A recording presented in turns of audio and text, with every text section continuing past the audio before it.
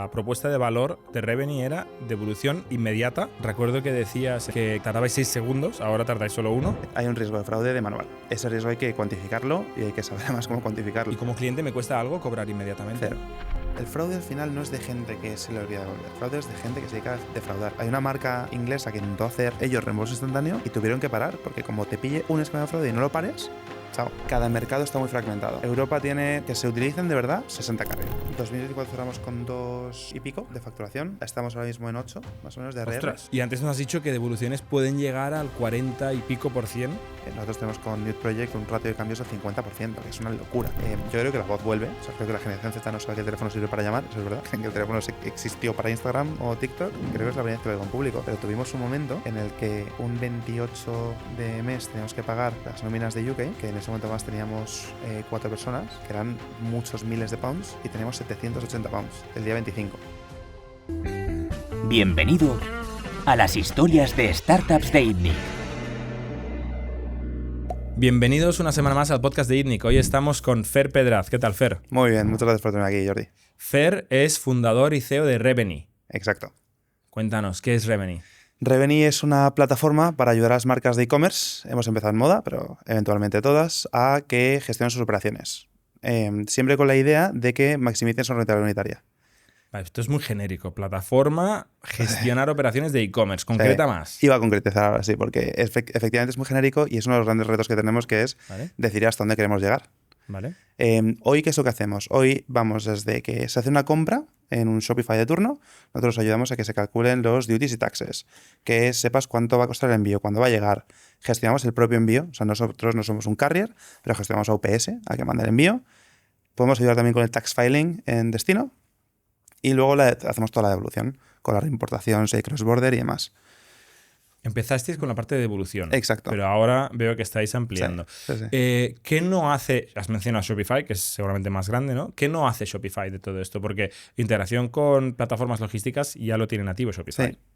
Bueno, y también hace cálculo de duties, taxes. Exacto, de impuestos y El fees. problema de todo esto es que cada mercado está muy fragmentado. Europa tiene que se utilicen de verdad 60 carriers. Solamente en España se te ocurriría Correos, MRV, Seur. Eso solo es España, pero es que en Europa cada país tiene un montón de carriers.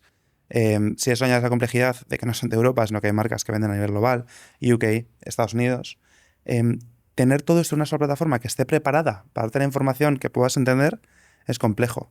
Shopify hasta hace unos pocos meses no separaba la devolución del reembolso, por ejemplo. ¿Qué quiere decir no separaba? Era relativamente fácil registrar devoluciones, pero el reembolso hay veces que no sigue un flujo habitual de llega una devolución en reembolso, porque si el producto llega en mal estado, no hay reembolso. O se ha hecho un reembolso manual porque la persona... ese flujo, ese workflow era secundario. Era secundario y difícil de acceder a los datos. Lo han hecho mejor. Vale. No lo suficiente, gracias a Dios. Entonces, vosotros ahora mismo ayudáis a gente que ya tiene un software de tienda, ¿no? Porque Shopify no competís con ellos principalmente. No competimos nada. No. Quizá en algunas cosas que ellos hacen un poco, vosotros hacéis mejor. Sois el back office. Efectivamente. Es lo que te permite saber cuántos envíos haces, cuánto te ha costado el envío, dónde está el producto en todo momento, qué margen ha perdido en el camino. Todo eso es lo que hace Revenue. Vale. ¿Esto aplica a algún tipo de tienda en concreto? Has dicho que ahora mismo estáis en moda, pero no necesariamente. Empezamos en moda porque, como tú has dicho, empezamos en devoluciones, que tiene un ratio de devoluciones más alto del mundo de la moda. Ahora el producto más completo, por así decirlo, más plataforma horizontal, podría eventualmente ir a cualquiera. Lo que pasa es que hemos decidido quedarnos en moda porque es más eficiente para nosotros hacer contenido de marketing solo de moda. Centrar al equipo de ventas a que sepa cuáles son los problemas de las marcas de moda, que son diferentes que las marcas de cosméticos o electronics, tienen incluso KPIs diferentes. Entonces vosotros vendéis software. Sí. Pero también intermediáis pagos. Exacto.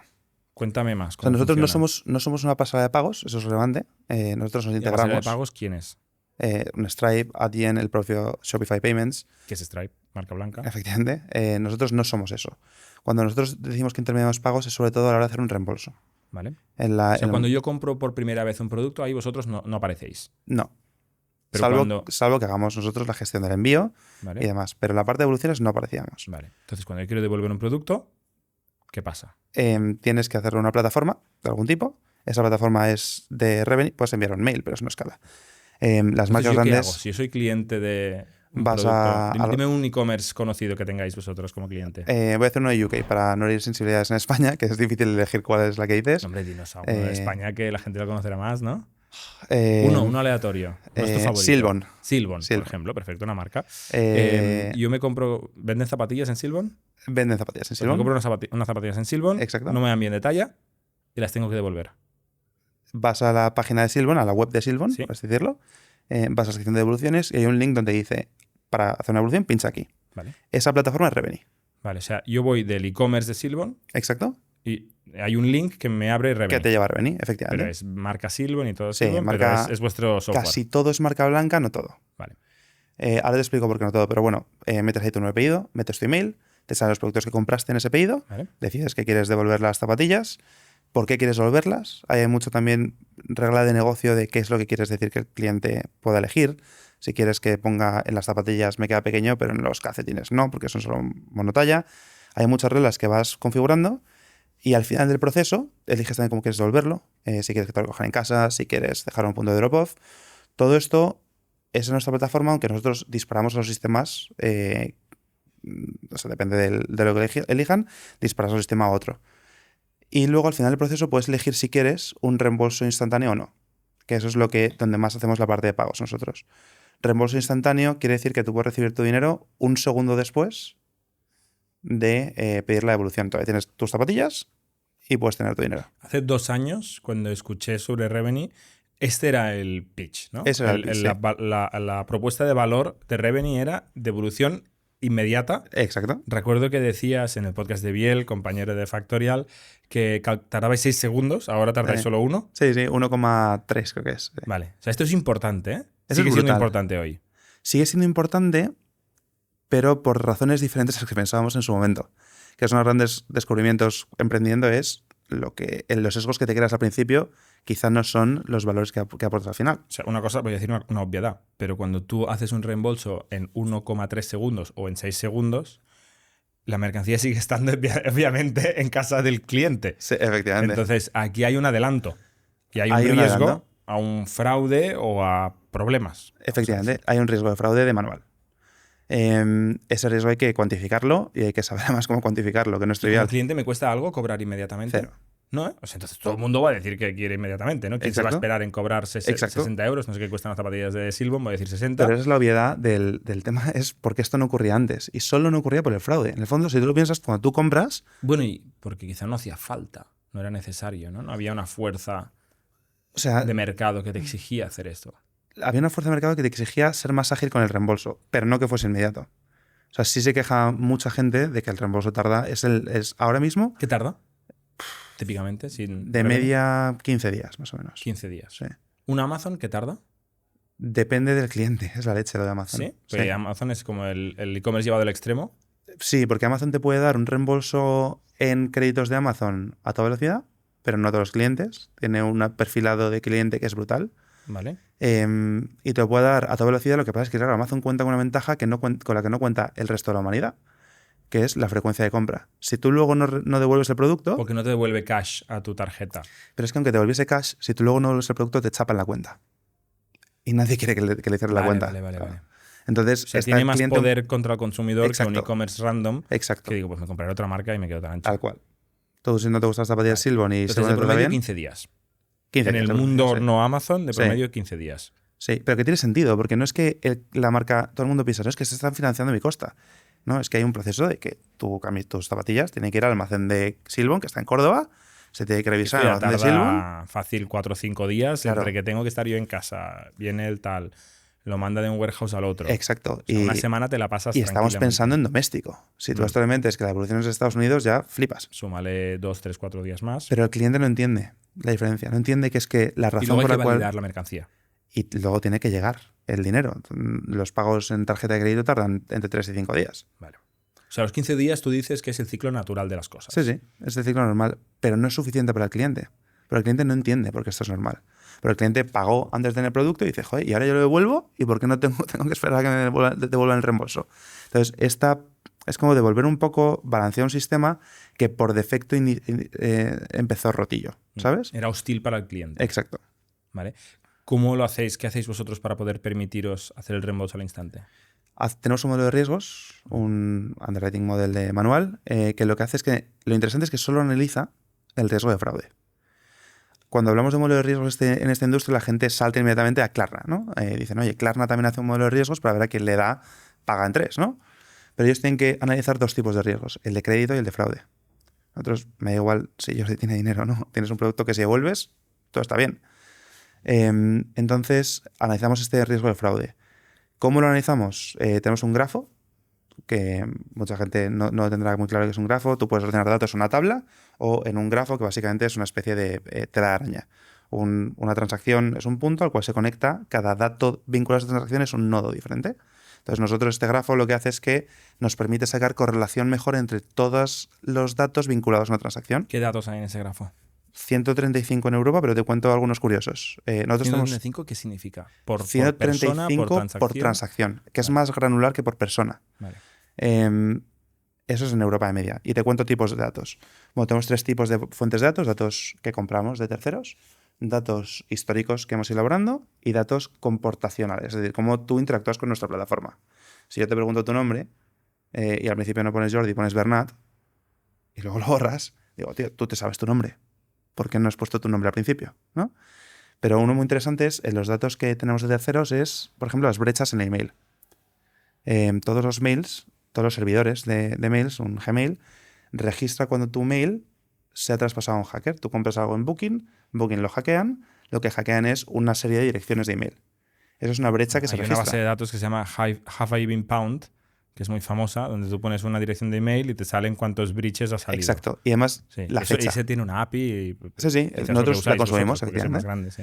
Y te dice la fecha también, que eso es muy interesante. ¿Y esto cómo lo usas? ¿Como positivo o como negativo? Muy positivo. Iba a decir, porque yo estoy en 3 trillones de brechas porque tengo un email desde hace siglos. Eso significa que no te has creado una identidad que es para de verdad, hacer un reembolso tiene, instantáneo. Sí, es un email histórico. Y eso pita un montón. Vale. O sea, todo el mundo... un email, digamos, con experiencia, con vida... Es bueno. Es alguien que no es de usar y tirar. Exacto. Y eso tiene la ventaja, además, de que eso es uno de los nodos, pero no es binario.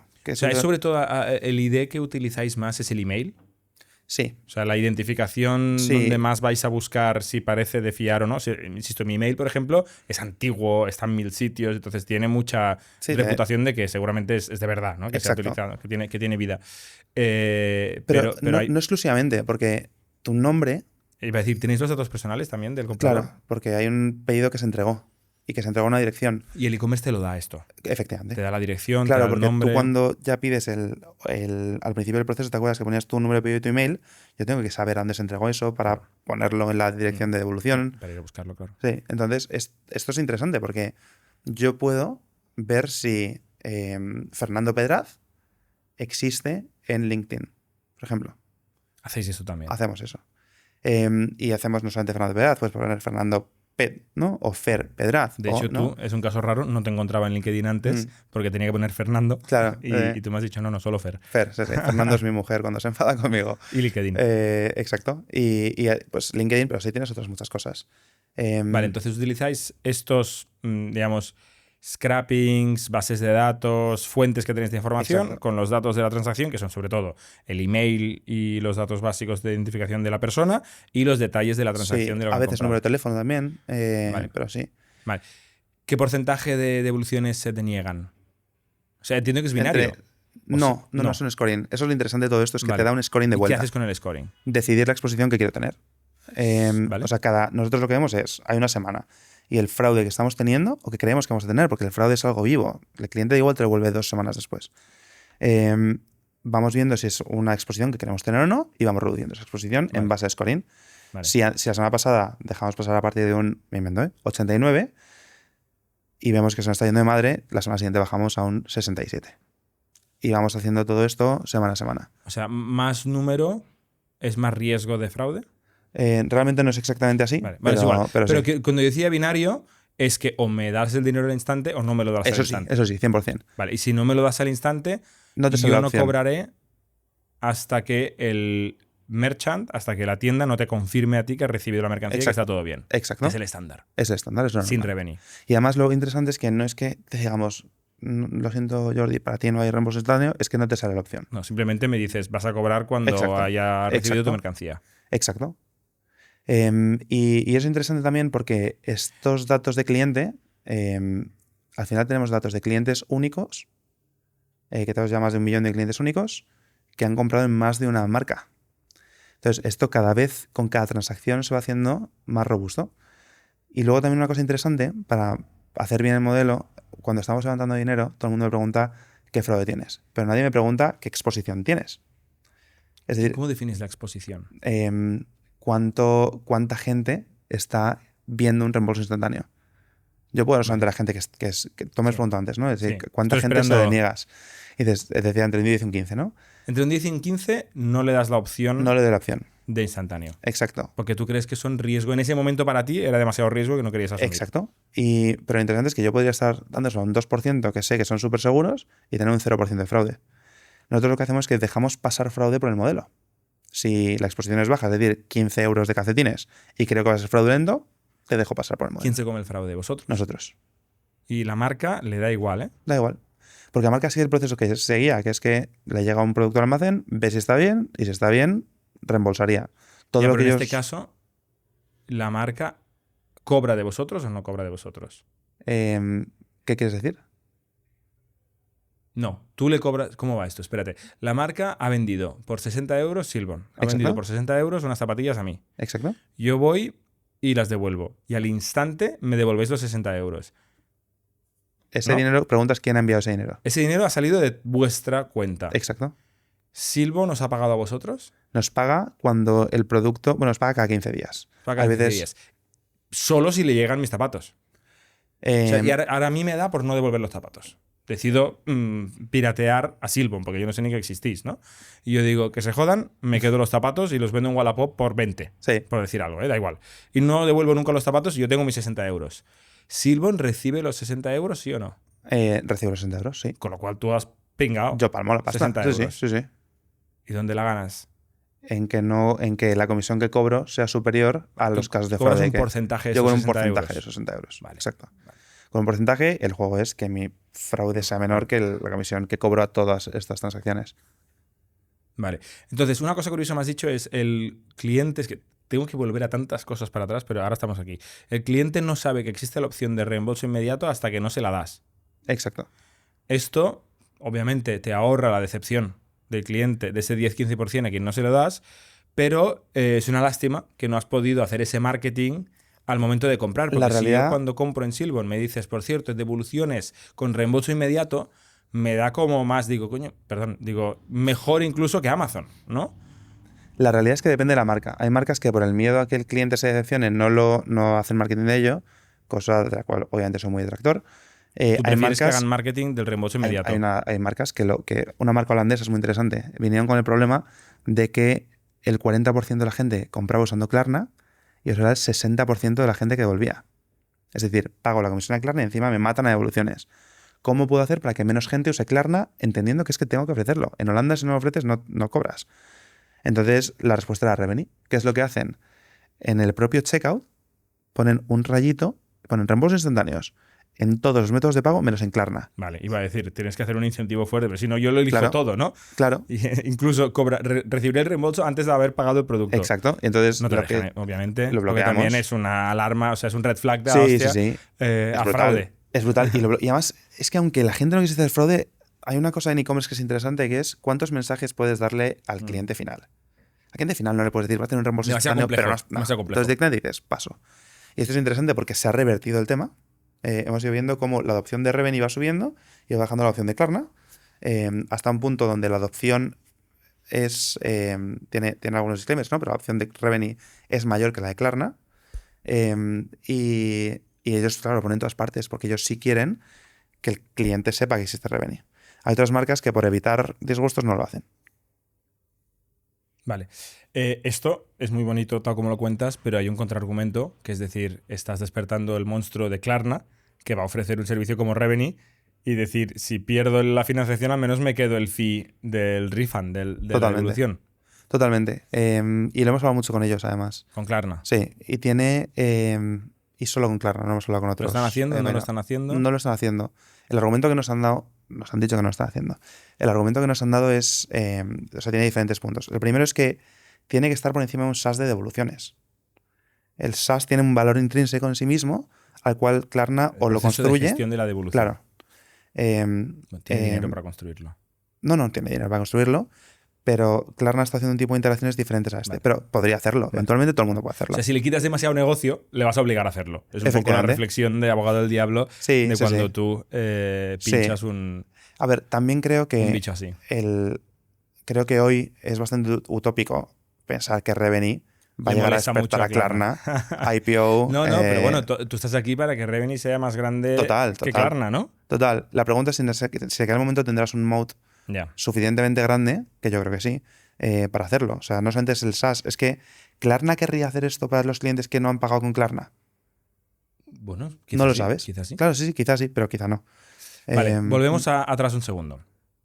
Estamos hablando de una funcionalidad que es el e-commerce tiene un cliente que ha ido a su web, ¿no? Yo he ido a la web de Silbon y digo, quiero devolver mis zapatillas sin Revenue, lo que haga Shopify, ¿no? Lo que haga la plataforma de e-commerce que tienen. Es todo lo que hay. Bueno, hay otras plataformas de devoluciones. Hay otra en Barcelona, de hecho. Sí, hay otra en Barcelona, hay otra en Madrid, hay en Estados Unidos está Loop, que Loop ha levantado muchos cientos de millones, 200 millones o 300 millones creo que era. O esa valoración, no recuerdo, pero vamos, que ha levantado muchísimo dinero y que también dan un software que es muy completo, muy bueno. ¿Parecido a lo que hacéis vosotros? Sí. Vale. Entre Revenue y Rever, ajá, ¿qué diferencias o similitudes hay principales? La primera es que ellos hacen solo la parte de la devolución, no hacen la parte de envíos, la parte de Revenue Atlas que llamamos, que para nosotros ahora supone una apuesta grande. La segunda es la parte de reembolsos instantáneos, no sé si la hacen no está igual de avanzada. Y diría que es eso. Es cierto que hay muchas cosas que somos muy similares. ¿Qué es Revenue Atlas? Revenue Atlas es la solución para que las marcas puedan enviar cross-border. Ahora con todo esto que está pasando con... Devolver. Enviar. Ahora con todo esto que está pasando de Trump, aranceles, todo el mundo se está volviendo loco. Nosotros... El e-commerce lleva un año guapo, ¿eh? Tío, tú piensa que eres una marca de UK, que hace 6 años, después del Brexit, dice, vale, ya no invierto en Europa, invierto en Estados Unidos porque me cuesta lo mismo. Y es un mercado muy grande. Y es un mercado enorme. Único, que habla inglés, tal. Tiene mucho sentido. Claro, con el mismo coste dices, me voy a Estados Unidos. Y de repente, 5 años después, pasa lo de Trump. Y pasas de no pagar aranceles a pagar de media un 30%. Y la pregunta es, ¿quién se come ese margen del 30%? Es que es salvaje. Bueno, al final siempre es el cliente. O la empresa cierra o se lo come el cliente. Solo hay dos escenarios. Exacto. ¿Y qué alternativas hay? La realidad es que hay pocas. La realidad es que hay pocas. Las alternativas... Es que además las marcas no sabían ni calcular los aranceles. Tú para calcular un arancel utilizas dónde se fabricó el producto. Luego hay un código único. Todo producto del mundo tiene un código único que se llama código armonizado, que todas las empresas, que todas las aduanas del mundo identifican. Por ejemplo, esta camiseta tendrá un código único. Y con el destino, con esos 3 criterios, tú puedes calcular arancel. Claro, tablas de aranceles hay tantas como países y además son dinámicas. Con Trump lo estamos viendo, que cambia de un día para otro. Trump todo es muy dinámico. Entonces, lo que vosotros hacéis es ayudar al cálculo de aranceles. Ayudamos desde el cálculo de arancel en el checkout, por ejemplo, y de los impuestos. Luego somos nosotros que hacen toda la lógica de cómo se envía, cuánto cuesta el envío y demás. O sea, yo configuro en Revenue, yo como Silbon, configuro en Revenue cuáles son mis proveedores de logística. Exacto. Porque yo habré negociado quizá con UPS, con DHL, con correos y tal mis contratos, pero yo lo configuro en Revenue, no en Shopify, que también lo tiene, pero es más simple. Efectivamente. El tema de Shopify, Shopify en la parte de envíos está bastante bien trillado. Lo que pasa es que hay cosas como, por ejemplo, enseñar los los puntos donde los puedes recoger, eso no lo hace. Se va complicando hasta el infinito. Efectivamente. Vale, entonces vosotros tenéis una parte más compleja que la embedéis dentro de Shopify con un widget. Exacto. Vale. Y no solo de Shopify, pero sí, vale. Por ser ejemplo de Shopify. Y la parte de aranceles, que es bastante compleja y ahora más, ¿no? Con lo que está pasando en Estados Unidos. Y esto le llamáis Revenue Atlas. Efectivamente. Vosotros no sois courier, no tenéis ni furgonetas, Nada. ni subcontratáis envíos. Eso sí. Sí que subcontratáis envíos. Sí. Yo puedo darle a una marca mis tarifas de logística. O sea, Yo en tengo lugar de acuerdos- yo negociar con correos, Exacto. yo hablo contigo. Exacto. Y tú te espabilas. Exacto. Y si tú quieres tu contrato de correos, pues puedes tener tu contrato de correos y mi contrato de UPS. No pasa Y nada. el de Revenue. Efectivamente. Y es entonces interesante por varios motivos. Lo primero, le da agilidad a las marcas a que ofrezcan servicios que no tenían contratados. Por ejemplo, si tú estás yendo a Estados Unidos y quieres ofrecer servicios de recogida en un punto de drop-off, bueno, de pick-up, perdón, quizás tú no lo tienes contratado, pero quieres ofrecerlo rápido. Vienes a revenir, ¿y cuál es la tarifa que me das? Te doy esa tarifa. Entonces, la marca me paga a mí esa logística, luego yo pago a UPS. Y una cosa interesante también de la parte de Revenue Atlas es la parte de el tax filing. Tú tienes que pagar impuestos en destino. Silbon tiene que pagar impuestos en el país donde viene el consumidor, Exacto. a donde yo he mandado los zapatos. Exacto. O sea, si Silbon es española Y y tengo un vende cliente en UK, yo tengo que presentar VAT. VAT en UK. Exacto. O sales tax en Estados Unidos, que encima va a nivel estado. Sí, el sales tax es diferente en California que en No, claro, Oregón, pero estoy pero- pensando en Silbon tiene que... Bueno, no sé si vende en Estados Unidos o no, pero si vende en Estados Unidos tiene que presentar sales tax, que es un follón, más todo el VAT europeo. Exacto. Y El el VAT resto del europeo mundo. es sencillo porque lo se hace todo a través de la ventanilla única. Sí. El IVA. UK es otro. UK es otro. Estados Unidos es otro. Y luego el resto del mundo es... Y luego el resto del mundo. Lo que pasa es que la realidad es que en e-commerce de moda, el resto del mundo te importa bastante poco. Mm. Porque es todo Estados Unidos, Europa, UK, quizá Australia, quizá Canadá, ¿no? Pero todo se concentra en estos grandes mercados. Vosotros hacéis el filing. Presentáis estos Exacto. formularios directamente en nombre del cliente. Exacto. Lo hacemos a través de partners que tenemos de diferentes mercados, porque esto hacerlo nosotros tendríamos que tener un equipo enorme, pero usamos No es partners. tecnología. Aquí No hay es un tema de tecnología. outsourcing. Es que, literalmente. Entonces tenemos partners, nosotros lo que Es una hacemos es que gestoría para centralizamos todo. e-commerce muy especializada Exacto. en sales tax y VAT. Y como lo que tienes que presentar es información que no sabes antes de Shopify, nosotros ayudamos con todo esto. Y es más fácil, o sea, es centralizado en Revenue porque tú te olvidas. Versus si tenías que tenerlo todo del tirón. Vale. ¿Algo más? ¿Hace algo más? Porque quiero recapitular. Pero, o sea, resumiendo, lo que yo he entendido es, tenéis un software que es un plugin o una extensión de la plataforma de e-commerce Shopify, Magento, PrestaShop Ajá, o soluciones a medida. exacto. Vosotros os coláis ahí en el proceso de checkout Exacto. para incluir las opciones vuestras de shipping, más los cálculos de aranceles, de envío, etcétera, etcétera. Exacto. Y luego hay lo del refund, que es hay un enlace donde yo entro y devuelvo mi pedido y quizá me devuelves el dinero al instante, quizá no. Y en cualquier caso, vosotros gestionáis la logística de la devolución más el pago de la devolución. Exacto. Esto es Revenue. Spot on. Esto es Revenue ahora mismo. Vale. Sí. Cuéntame el negocio de Revenue. ¿Cómo funciona? ¿Qué facturáis ahora mismo? Estamos en una RR. Es muy estacional, disclaimer. Vale. Porque claro, cuantas más Si devoluciones quieres, hay, dime lo que hiciste en vamos ahí. 2024, año entero. 2024 cerramos con 2 y pico 2 millones y pico de Sí. facturación. de facturación. Vale. Estamos ahora mismo en 8, más o menos, de RR. Ostras. Sí. O sea, ya Estamos llevamos. grabando, por si alguien lo ve en el futuro, en octubre de 2025. Sí, sí. O sea, en 9 meses habéis pasado de 2 y pico a 8. De RR. Sí, o sea, esos 2 y pico es que cerramos Pianel. Vale, tú ves la facturación a Pianel, final de año. O sea, la Sí, RR pero- final de año era más de 2 y pero pico. cerraremos en 8, 7 y medio, 8, sí, sí. Porque además todavía falta por capturar el peak season, que es Black Friday y Navidad. Que está llegando, ¿no? De hecho, el Prime Que Day, sea. no sé si es Sí, ahora sí. ya, había... O sea, Pero Prime Day lo hacen menos las marcas, lo hace más Amazon. Sí, pero sí, Black- bueno, pero la gente se va copiando y va siguiendo y Black tal. Friday y Navidad es un desfase. Vale, entonces, desglosar, me da igual, los 8. Usemos los 8, que es un número más grande y más bonito para ti. ¿Qué parte viene del software de gestión de envíos? Ujú. ¿Qué parte viene de lo que tú rascas de Atlas, que es la intermediación entre proveedores de logística y lo que tú le cobras al cliente? ¿Y qué parte viene de los fees de devoluciones? ¿Y qué otras partes que se me han colado? Te lo voy a romper de otra forma. Vale. que Pero quiero llegar a quizás- eso. sí, sí, ¿eh? no, Pero no, vale. te voy a responder a lo que Vale. dices.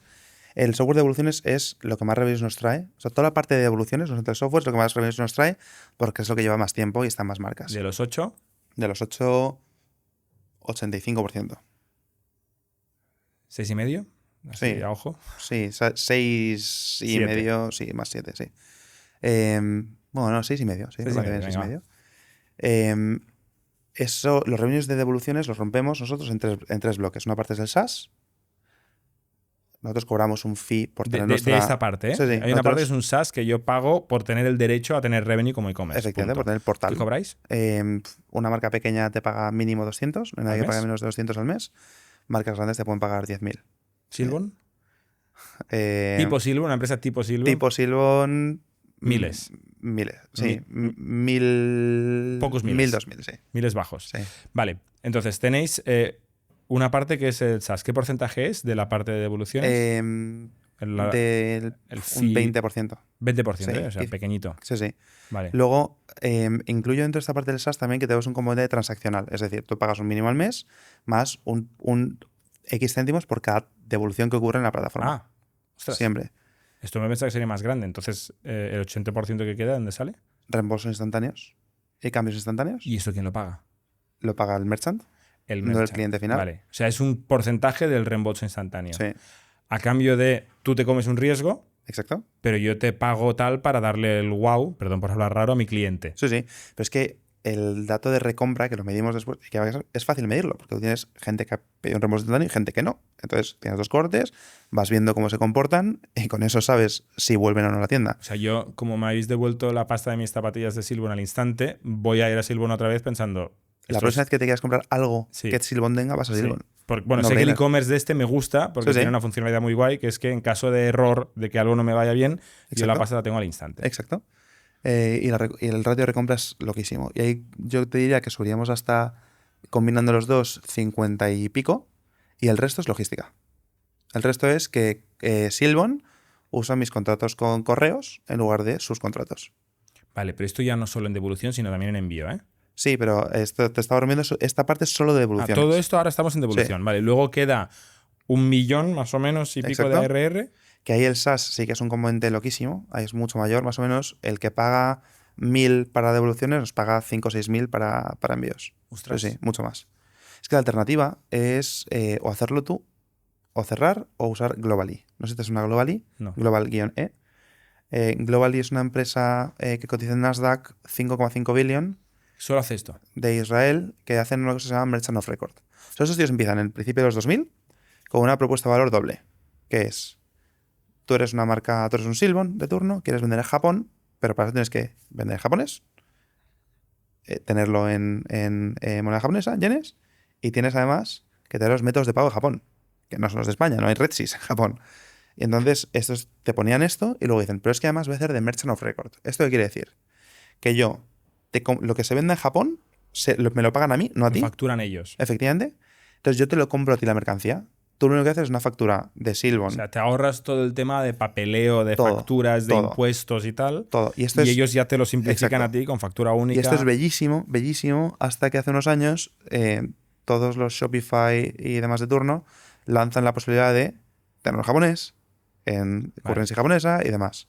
¿Cómo se llama? El Link, creo que se llama, el de Shopify, o Pay, Bueno, Shopify Pay. Eso es la pasada de pagos, pero esto es Shopify Markets. Vale, que o es sea, que en puedes tener general, que diferentes... en el checkout está todo resuelto ya. Exacto. Y esto es brutal. No hace falta un plugin porque está resuelto No nativo. hace falta nada. Lo resuelven ellos, excepto la parte de Merchant of Record. Lo que pasa es que el fee sigue siendo el mismo y te cobran desde un 6 a un 8% de venta bruta. Pero tú te acabas de meter ahí ahora. Sí. Porque tu argumento es que haces un nivel de profundidad que no hace Shopify.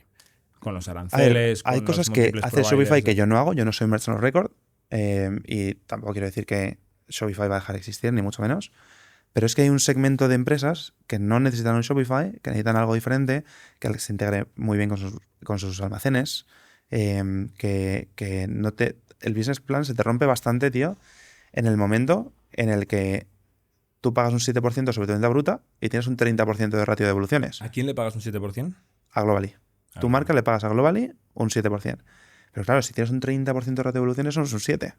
Sobre tu venta neta, es mucho más. Entonces, todo este tipo de marcas, hay muchas de ellas que no quieren un Globally, pero que no entienden que hay una alternativa. Y esa alternativa es la que nosotros queremos capturar. Vale. ¿Qué costes tiene Revenue para dar servicio? O sea, antes hemos hablado de un coste que es el coste del fraude. Exacto. ¿No? De este porcentaje por transacción que tú estás cobrando, ahí hay que quitarle todo lo que no te llega el zapato. Tal cual. Y eso nos lo metemos antes de net revenues, es decir, en el gross margin está imputado ese fraude.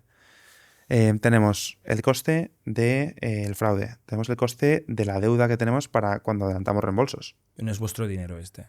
Eh, Lo pedís en deuda. O sea, es vuestro balance, pero exacto. lo tenéis que ir a buscar. Sí, o sea, levantamos el año pasado 5 millones de Inverready para poder hacer esto. De deuda. De deuda, efectivamente, Venture Debt. Venture Debt. Venture Debt, sí. Luego, es cierto que la deuda que a veces es menos necesaria, por lo que te contaba antes de la logística, yo cobro las marcas cada 15 días, pero pago a UPS o a correos cada 30 o 60. Entonces, parte de ese working capital lo utilizo para hacer reembolsos. Luego hay costes de plataformas que te ayudan a enviar el dinero instantáneamente y demás, pero eso es bastante más residual.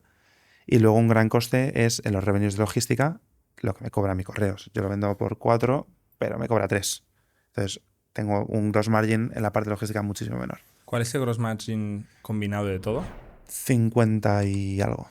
O sea, de los 8 millones de ARR actual, sí, que acabaréis haciendo de facturación este año, has dicho unos 8 más sí, o menos, sí. Ahí tú te quedarás 4 y pico. Sí, 4 y pico. ¿Qué más gastos tenéis después de coste de servicio? La verdad es que somos bastante lean, porque somos ahora mismo 25 personas. ¿Vale? Estamos en un coworking que da risa verlo, es menor que esta sala. Es muy grande. Sí, es verdad que es grande, pero es cierto que tenemos muy pocos gastos. O sea, nosotros, year to date, somos break-even. ¿Sois break-even este año? ¿No habéis...? No hemos quemado. ¿EBITDA también? EBITDA, te estoy hablando de EBITDA. EBITDA break-even y cash flow más. Cash flow más. Antes me has dicho, antes de empezar a grabar creo, que tuvisteis un momento donde estabais empezando a morir de éxito. Sí, el año pasado fue tremendo. Cuéntame, ya que estamos hablando de las finanzas ahora, sí. ¿qué pasó ahí? Nosotros tenemos 3 tipos de reembolso instantáneo. Uno de ellos es el que adelantamos dinero. Otro simplemente es que tú vas a la plataforma, a la pasarela de pagos, le das a reembolsar. Y el otro es que tú puedes hacer un reembolso instantáneo en una cuenta, en una tarjeta de la marca, ¿no? En un gift card. Vale. O sea, el primero, tú transfieres el dinero instantáneamente al cliente final. De tu cuenta. De mi cuenta. El segundo es que, sin esperarte a que llegue el paquete, tú vas a la plataforma de pago original y le dices devuelve el dinero. Exacto. Eso ya no es instantáneo, pero es rápido. No es instantáneo, pero es tantísimo mejor. Ya que los 15 días. Y luego tiene bellezas, como por ejemplo que entonces pero puedes... ahí el riesgo, perdona, ¿lo asumes tú o lo asume Lo asumo yo. Sí, aunque sea de la plataforma de pago, que no es tuya la plataforma de pago. Bueno, pero es que el riesgo es de que el cliente no devuelva, no de que no pague. Con lo cual, da igual. Vale. Y luego el reembolso instantáneo en crédito en Silbon, por si ejemplo. Ahí hay riesgo bajo. Sí, es menor, pero existe el riesgo. Si el tío te ha hecho fraude, le vas a quitar ese crédito, ¿no?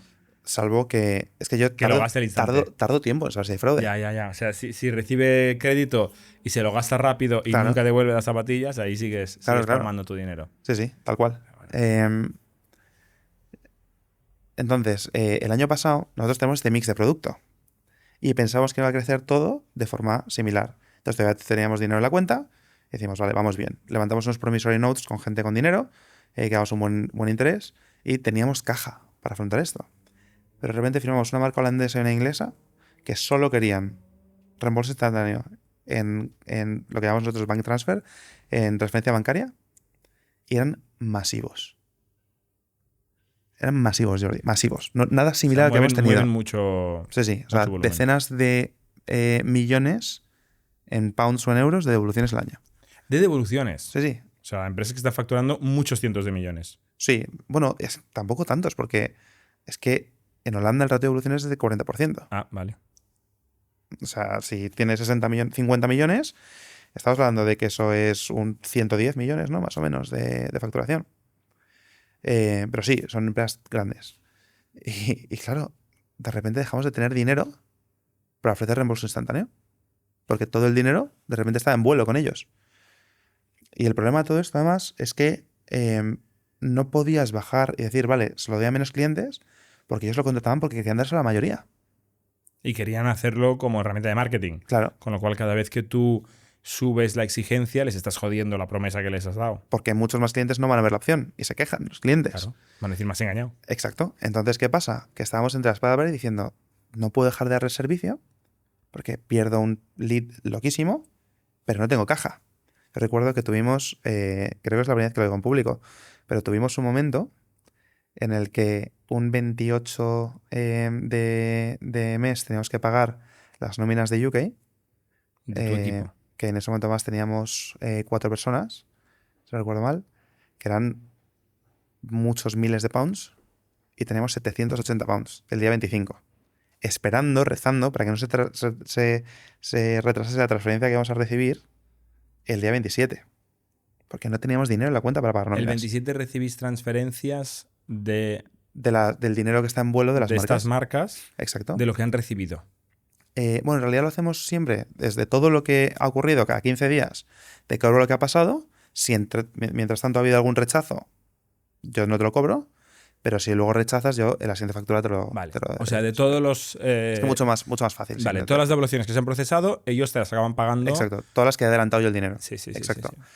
Y claro, tío, de repente es que no teníamos dinero. Entonces, vete a hablar con los Pero VCs. esto siempre os puede pasar, ¿no? O sea, vosotros en cualquier momento, si un cliente vuestro explota y empieza a vender muchísimo más de lo previsto y empieza a tener muchísimas más devoluciones de lo previsto porque le ha ido muy bien ahora el Black Friday, tú tienes que empezar a adelantar dinero inmediato. O sea, ahora este Black Friday, por ejemplo, ¿tú cómo adelantas el cash que necesitas tener?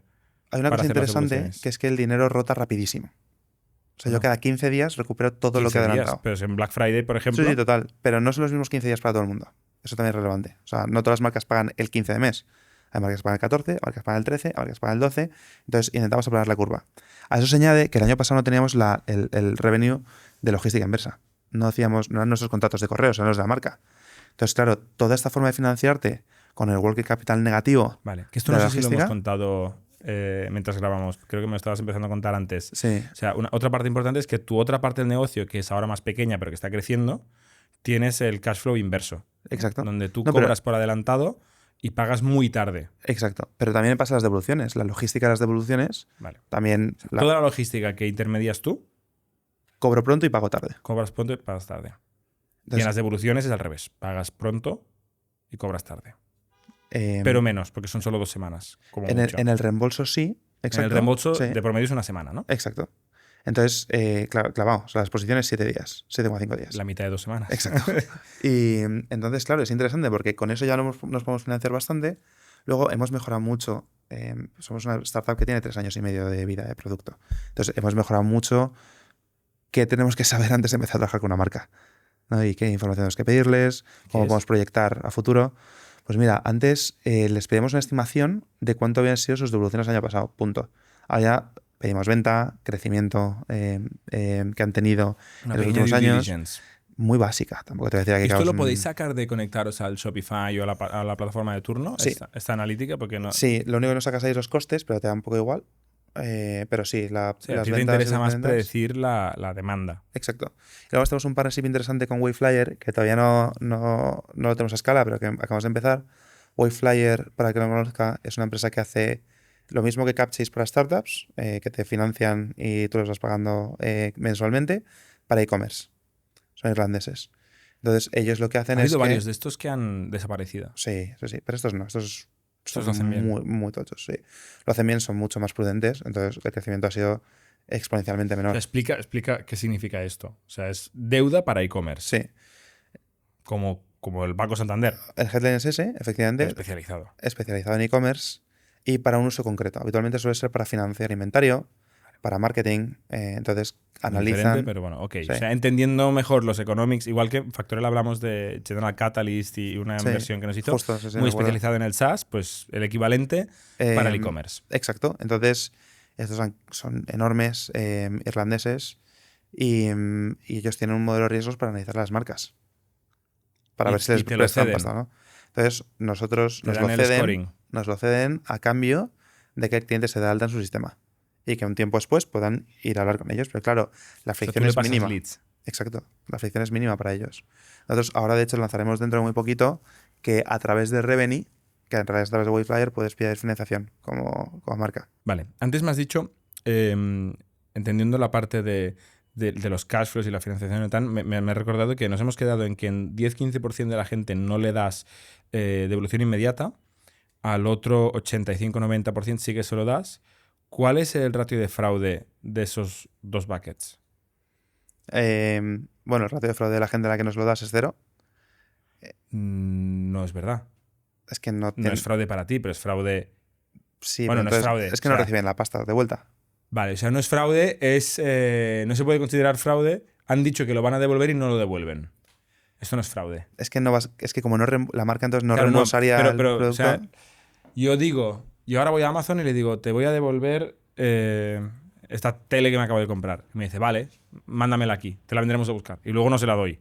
Me dice, pues vale, tú sabrás, ¿no? Exacto. No es fraude, esto no es fraude. No es fraude. Vale, No. entonces nadie lo persigue mucho porque dicen, tú sabrás. Exacto. Si y luego no- si si tú no- devuelves una blusa que está manchada, la marca que te va a decir es no Te te voy a dice, reembolsar no te- porque no no te- cumple sí, las condiciones sí. para que sea Vale, reembolsado. entonces ahí no hay fraude. En el otro, Es probablemente el único dato que no me atrevo a responder. pues mira que me has pero dicho, te lo, mira res- que me has dicho, te lo voy a lo voy a responder de otra contar forma. todo. Te lo voy a responder de otra forma.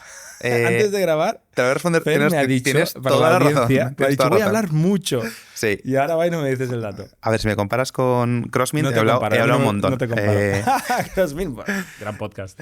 Brutal, me encantó. Pero bueno, y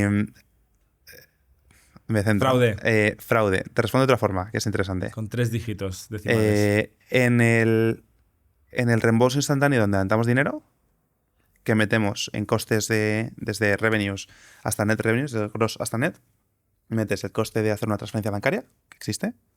Ahí utilizamos diferentes plataformas, pero por ejemplo utilizamos Devengo, que es española, utilizamos Revolut, tenemos diferentes planes de contingencia y también diferentes por país.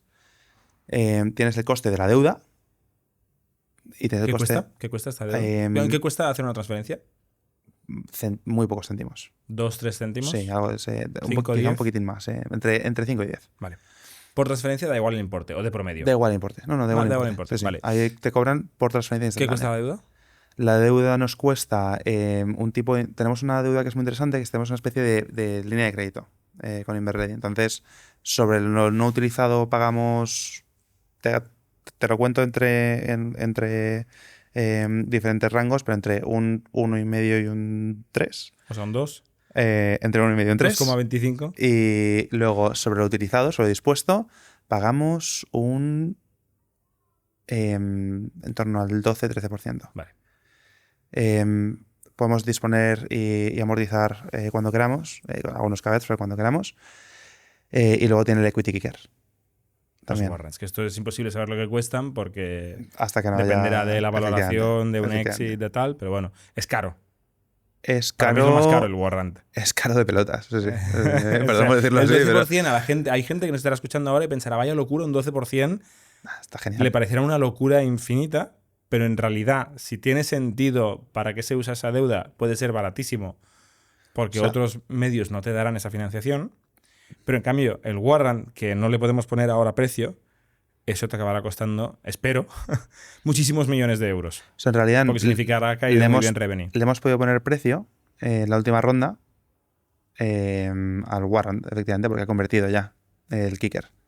Ha sido un kicker, que es un poco diferente que el warrant, porque el warrant te pagan los euros, el kicker no. Se los regalas. Se los el regalas, equity. efectivamente. Pero es caro. Es caro, lo que pasa es que Es caro. en el momento en el que lo levantamos, o sea, yo de verdad, máximo respeto a Inverready y concretamente a Gerardo dentro de Inverready, porque lo hizo en tiempo récord, entendía nuestro... Es la primera vez que en tan poco tiempo alguien entendía tan rápido nuestro negocio. Y luego nosotros un 12% nos afecta, pero no tanto porque el dinero rota con velocidad, con lo cual lo pones a funcionar muchas veces. La cantidad viva que tienes es pequeña. en Exacto, realidad. exacto. Bueno, y que yo pago ese 12% anual, pero yo ese 12% anual que he pagado al año, yo es que ese mismo millón, imagínate, lo pongo a funcionar casi 24 veces al año. Lo necesitas 7 días en realidad, Claro, ¿no? Que es de promedio lo que tardas en exacto. en recibir el dinero Exacto, del con lo merchant. cual el interés se diluye muy rápido, tienes una cantidad de dinero muy alta y nosotros tenemos una SPV, una sociedad, Una sociedad que es independiente solo para para financiar. hacer reembolsos instantáneos, Vale. para que no lo utilices para OPEX y demás. Pero sí, sí.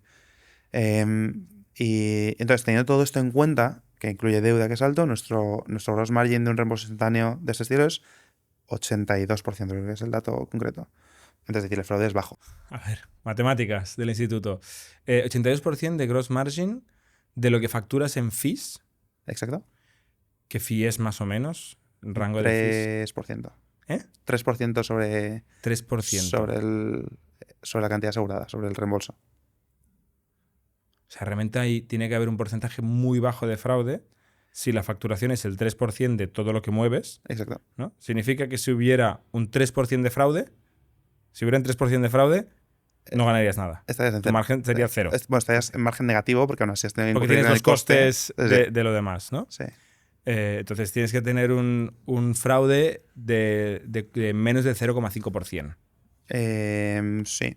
No sé, haciendo así números rápidos me explota un poco la cabeza, pero tiene que ser muy bajo. Sí. para Lo que es interesante es que el fraude al final no es de gente que se le olvida devolver. El fraude es de gente que se dedica a defraudar. Nosotros hemos parado esquemas de fraude que van a ser muy bestias. En Francia vimos un par brutales, otro en Portugal. O sea, profesionales, gente que se dedica a hacer en fraude. serie va Entonces, a buscar oportunidades de... El fraude es bajo para nosotros, pero siempre decimos, hay una marca inglesa que intentó hacer ellos reembolso instantáneo y tuvieron que parar, porque como te pille un esquema de fraude y no lo pares, chao. ¿Y por qué es más bajo para vosotros? Porque estáis más encima de esto. Porque nos dedicamos a esto, justo. O sea, por vuestros 160 nodos Sí. del grafo de detectar estos patrones. Exacto. Y luego hay un porcentaje de gente que se le olvida devolver. Sí. Le da pereza. Esta es otra cosa que, claro, es que como no hay un comparable de fraude, porque no es fraude en el otro modelo donde no hay devolución instantánea, porque simplemente es gente pasota, Sí. ¿qué porcentaje de gente tarda en devolver simplemente porque ya tiene mucho menos incentivo, porque ya ha cobrado y entonces Sí. de repente da mucha más pereza cuando ya has cobrado? Pero es muy interesante cómo funciona la mente humana, que el incentivo de que no te reembolsen es mucho menor que el incentivo de cuando no estás devolviendo te diga yo que te quito el dinero de la cuenta. ¿Cómo me vas a quitar Tú el puedes dinero? hacer un DAI que te evita la cuenta. Vale. Entonces, claro, si alguien no está devolviendo, Porque lo hacéis por cuenta bancaria. Esto, sí, este es por IBAN. cuenta bancaria, sí, justo. Pero en todo caso está todo el proceso de collections. O sea, incluso aunque a alguien se le olvide y demás, en base a la razón por la cual el producto no ha llegado y no se reembolsaría, que puede ser que el cliente cambie de opinión. Te pones sus vaqueros, no te gustan cuando te quedan, tú vas y lo devuelves, llega tu mujer a casa y te dice, oye, Jordi, ¿los vaqueros que compramos juntos? No, es que no me quedan bien. Y dicen, a ver, póntelos. Y te dicen, oye, te hacen un trasero estupendo. Esta situación no ha pasado nunca, pero bueno. A mí tampoco, pero hipotéticamente. creo que hay gente a la que le puede pasar. Y en esos casos, claro, esa persona ha tenido un reembolso instantáneo y tienes que pedirlo Y de de vuelta. repente dice, mierda. Claro. Luego está también Pido perdón. Ese es efectivamente, es una de las razones. Pero tenéis un workflow de hacer esto Exacto. y no tiene más, ¿no? Otra razón es que ha llegado un producto diferente. Esto ocurre con frecuencia, que tú tenías 3 cosas que devolver y de repente entregas sin querer la de Zara. Vale, o sea, se equivocan en hacer la devolución. Se equivocan en qué ponen en la caja. Otro es que ha devuelto algo que está Malas condiciones. en malas condiciones. ¿Y qué pasa? ¿Se le quita el dinero? O sea, ¿se lo quitáis? ¿Le hacéis un direct debit? En función de la razón, tenemos un flow que empieza siendo muy friendly, porque es que hay gente que no lo quiere hacer mal verdaderamente. No quieres, pero sí, llegas a un punto donde puede ser también...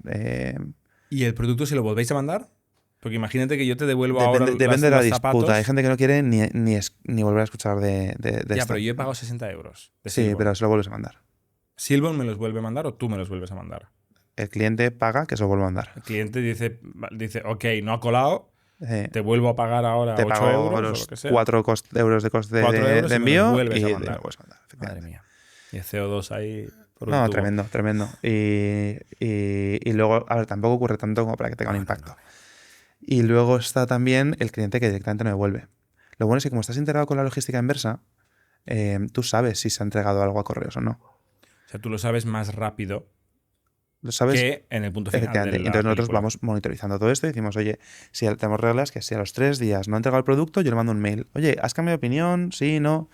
Vale. Es interesante porque la plataforma en sí misma, la visibilidad que da las marcas por primera vez en su vida de cosas a las que no tiene visibilidad, que llaman a Customer Service y sabes dónde está el producto, sabes si ha tenido cualquier problema, es brutal. ¿Dónde aplica la inteligencia artificial en Revenue? Bueno, Por cierto, solo falta poner una A al final y ya lo tienes. Sí, total. Tenemos el dominio AI también. Sí. O sea, nosotros... Sería fatal el nombre, Revenía, lo estaba pensando ahora. Sería fatal. O Revenai. Sí, eso sí. Nosotros ahora mismo ya hemos utilizado IA por ejemplo, hay un flujo que hacemos muy interesante, que es cuando te vuelves un producto porque te queda pequeño, vamos a revisar el stock y si hay una talla más, te decimos, oye, ¿no quieres hacer un cambio? Porque hacemos también cambios por un producto diferente, de más o menor precio, ofrecemos cambios por más de un producto, que es muy interesante. ¿Y esto es un email, es un chat o es un teléfono? No, todo esto es en la plataforma nuestra. Todo esto está embebido Vale, es un flow de web. Efectivamente. Y utilizamos ahí, por ejemplo, modelos que hemos montado en AI porque es mucho más rápido. No es un tema de que seamos unos gurús, es que es mucho más rápido hacerlo así que montarte tú ese flujo. Obviamente los developers tienen herramientas que os ayudan a hacer código y hacer revisión de código mucho más rápido, pero estamos ahora, de hecho, hace muy poco reestructuramos todo el equipo de tecnología, montamos squads, un squad para Atlas, la parte de envíos, por así decirlo, un squad para evoluciones, un squad para integraciones y un cuarto squad para AI. Y eso sí que es montar agentes encima de Revenue. Hay un montón de casos diferentes. Al final, siempre con la mentalidad de que lo que la inteligencia artificial no puede hacer es ser creativa en ese sentido. Y la marca crea comunidad. La comunidad es lo que está haciendo que las marcas crezcan tan rápido. Y hace un montón de cosas manuales que son absurdas, que nosotros podemos automatizar. Y que lo interesante, como hablamos antes de empezar a grabar, que te decía lo interesante que es lo de que habéis lanzado de One sobre vuestra plataforma, porque tenéis la plataforma, nosotros nos pasa algo parecido. Y es que tenemos muchos datos consolidados del ERP, estamos integrados con los ERPs, integrados con los almacenes, integrados con la logística, integrados con el Shopify. Y claro, nosotros estamos ahí en medio. Esto es muy interesante para poder montar agentes que ayuden desde una cosa tan básica como reporting, coger las diferentes bases de datos a las que ya estás integrados, hasta agentes de voz para gestionar licencias y demás. Yo estaba pensando, justo me ha venido la pregunta cuando me hablabas de mandamos un email a los 3 días. Digo, ¿y por qué no le llamas? ¿No? Entonces he pensado, con un AI, obviamente. Esos son el tipo de cosas, sí. Además, yo creo que escuchaba el podcast de Happy Robot, escuchaba a Carlas Reina y demás. Yo creo que la voz vuelve. O sea, creo que la generación Z no sabe que el teléfono sirve para llamar, eso es verdad. Creen que el teléfono existió para Instagram o TikTok. Sí, sí. Pero yo creo que va a volver. Creo que la gente, además, hay mucha gente que consume mucha moda que va en el coche a recoger a sus hijos. Y ese tiempo es, ahora mismo, tiempo perdido. Con lo cual queremos intentar lanzar productos que ayuden a facilitar comunicaciones en esos momentos muertos. La interacción que hay con los almacenes por WhatsApp es diaria y es salvaje. ¿Entre quién y quién? ¿Entre logística? Entre la marca y su almacén. Y el almacén. Sí, que puede ser un Oye, almacén. te van a venir a buscar estos zapatos, Sí. talla tal, color tal. O porque este producto no está enviado. Ay, pues déjame que lo vaya a ver. Oye, ¿dónde está este producto? Pues espera, que hablo con Seur. O sea, no todo el mundo tiene una plataforma bien montada. Una ¿Vosotros con los ánfora. almacenes habláis? Sí. Una ánfora, por ejemplo, tiene bien montado. Ahí necesitas menos interacción, o un Big Blue, pero esto no lo tienes así en la mayoría de los almacenes que son muy grandes. Ahí, estoy pensando en un almacén de UK que la integración que hemos tenido que hacer es a través de un CSV. Un número más y luego cambio de tema, ¿eh? Pero para hacer 8 millones de ARR, ¿cuánto GMV, cuánta transacción ha habido en los e-commerce clientes de Revenue? Te hablo último mes, que es de donde más o menos ha sido los 8 millones, 200 y algo mil habremos hecho en el mes. ¿200 y algo mil qué? Unidades enviadas ¿Y en o euros? devueltas. Un average order value de 100, más o menos, entre euros y pounds. 200 millones. 20, ¿no?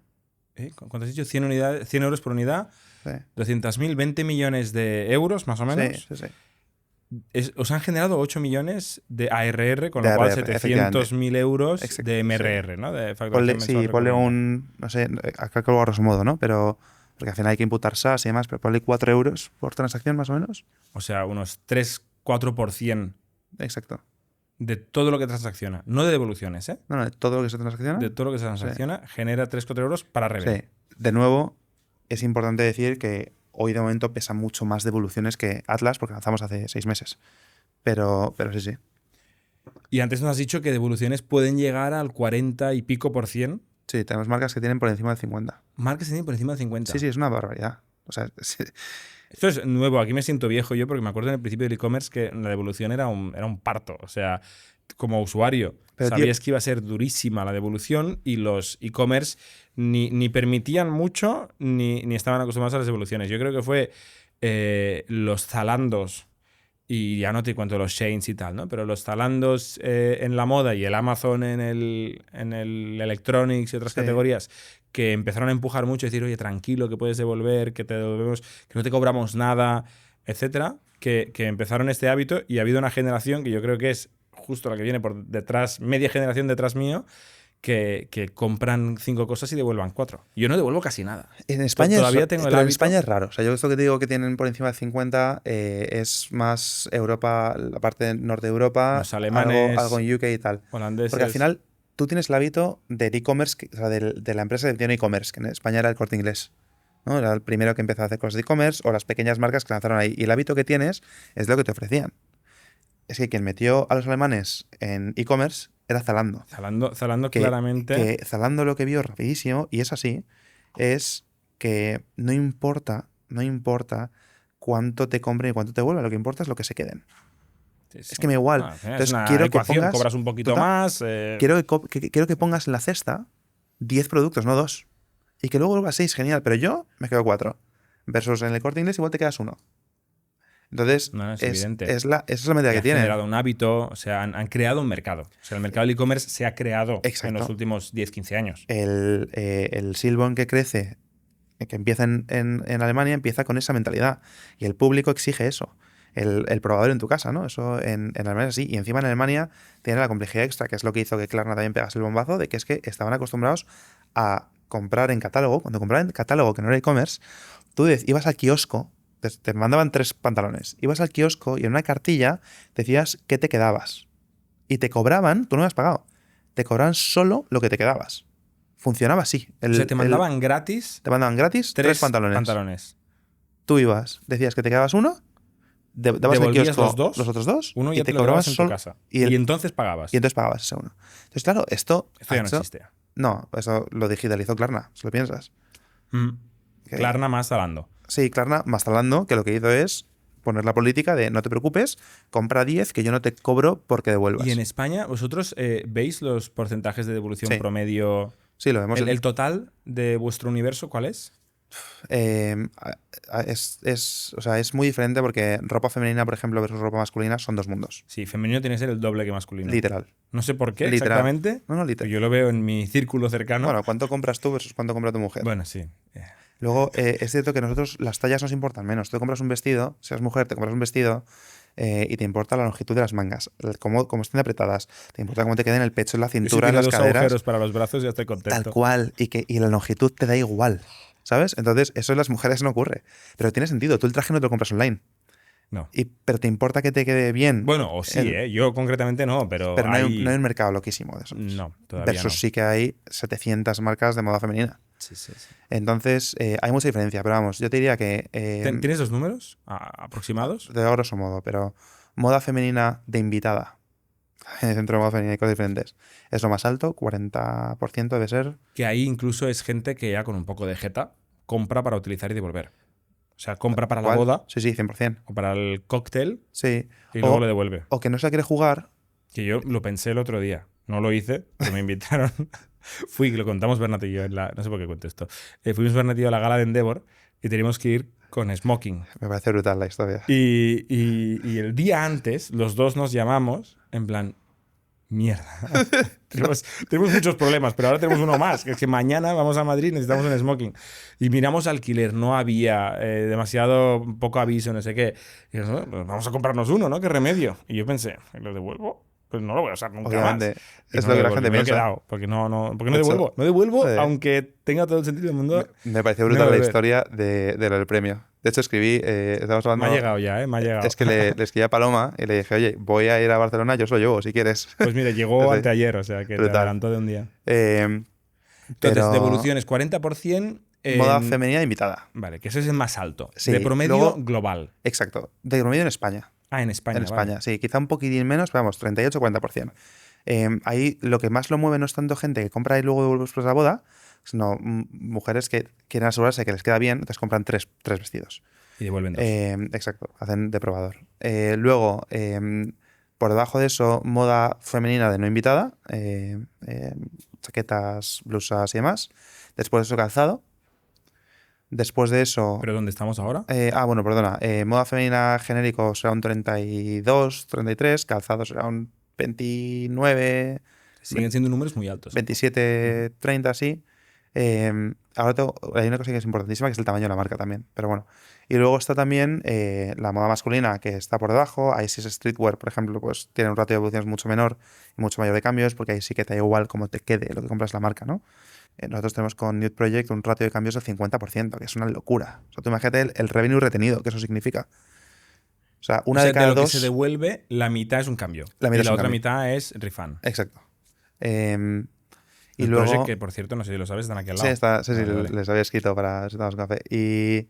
Y luego, luego hay también ropa de bebé, por ejemplo, que ahí es súper variable. Es difícil decir uno, porque dependiendo de lo que compren, si es un saquito te da más igual, pero es un zapato. O sea, zapatos son una locura en los niños. En el perfecto, estás fuera. Y luego, importa mucho el tamaño de la marca. Porque cuando la marca es pequeñita, me acuerdo que hablé con una marca de ropa invitada y cuando hablé con ellos celebraban con ellas, celebraron un montón que su ratio de evoluciones era un 15, un 16%. Y decían, joder, eso está genial. Y yo os decía, es que está fuera de mercado. Esto es como cuando tú inviertes, Es demasiado bajo, ¿no? es demasiado bajo. No, algo está mal. Que está mal, que solo te compran las amigas de tu madre. Vale, que no es mercado real. No, no es un mercado real. Y cuando consigas tiendas nuevas Cuando que quieran llegas un probar, poquito al mercado ahí real, ya te se va empiezan ajustando hacia la media. Y no es malo, es simplemente que es coyuntural, Son ocurre. como los early adopters. Exacto, O los... eso sí. Y ahí todos los... Vale, y esto, sí. este número, por ejemplo, este 40% que me has dicho, que es la categoría más alta, ¿no? De Sí. ropa de invitados, ¿has dicho? Ropa invitada, sí. Esto en UK, que es vuestro... Un 5%, o sea, no un 5% más, sino un más 5%. 5 puntos más. Sí, o sea, de 5 40 a puntos más. 45. Sí.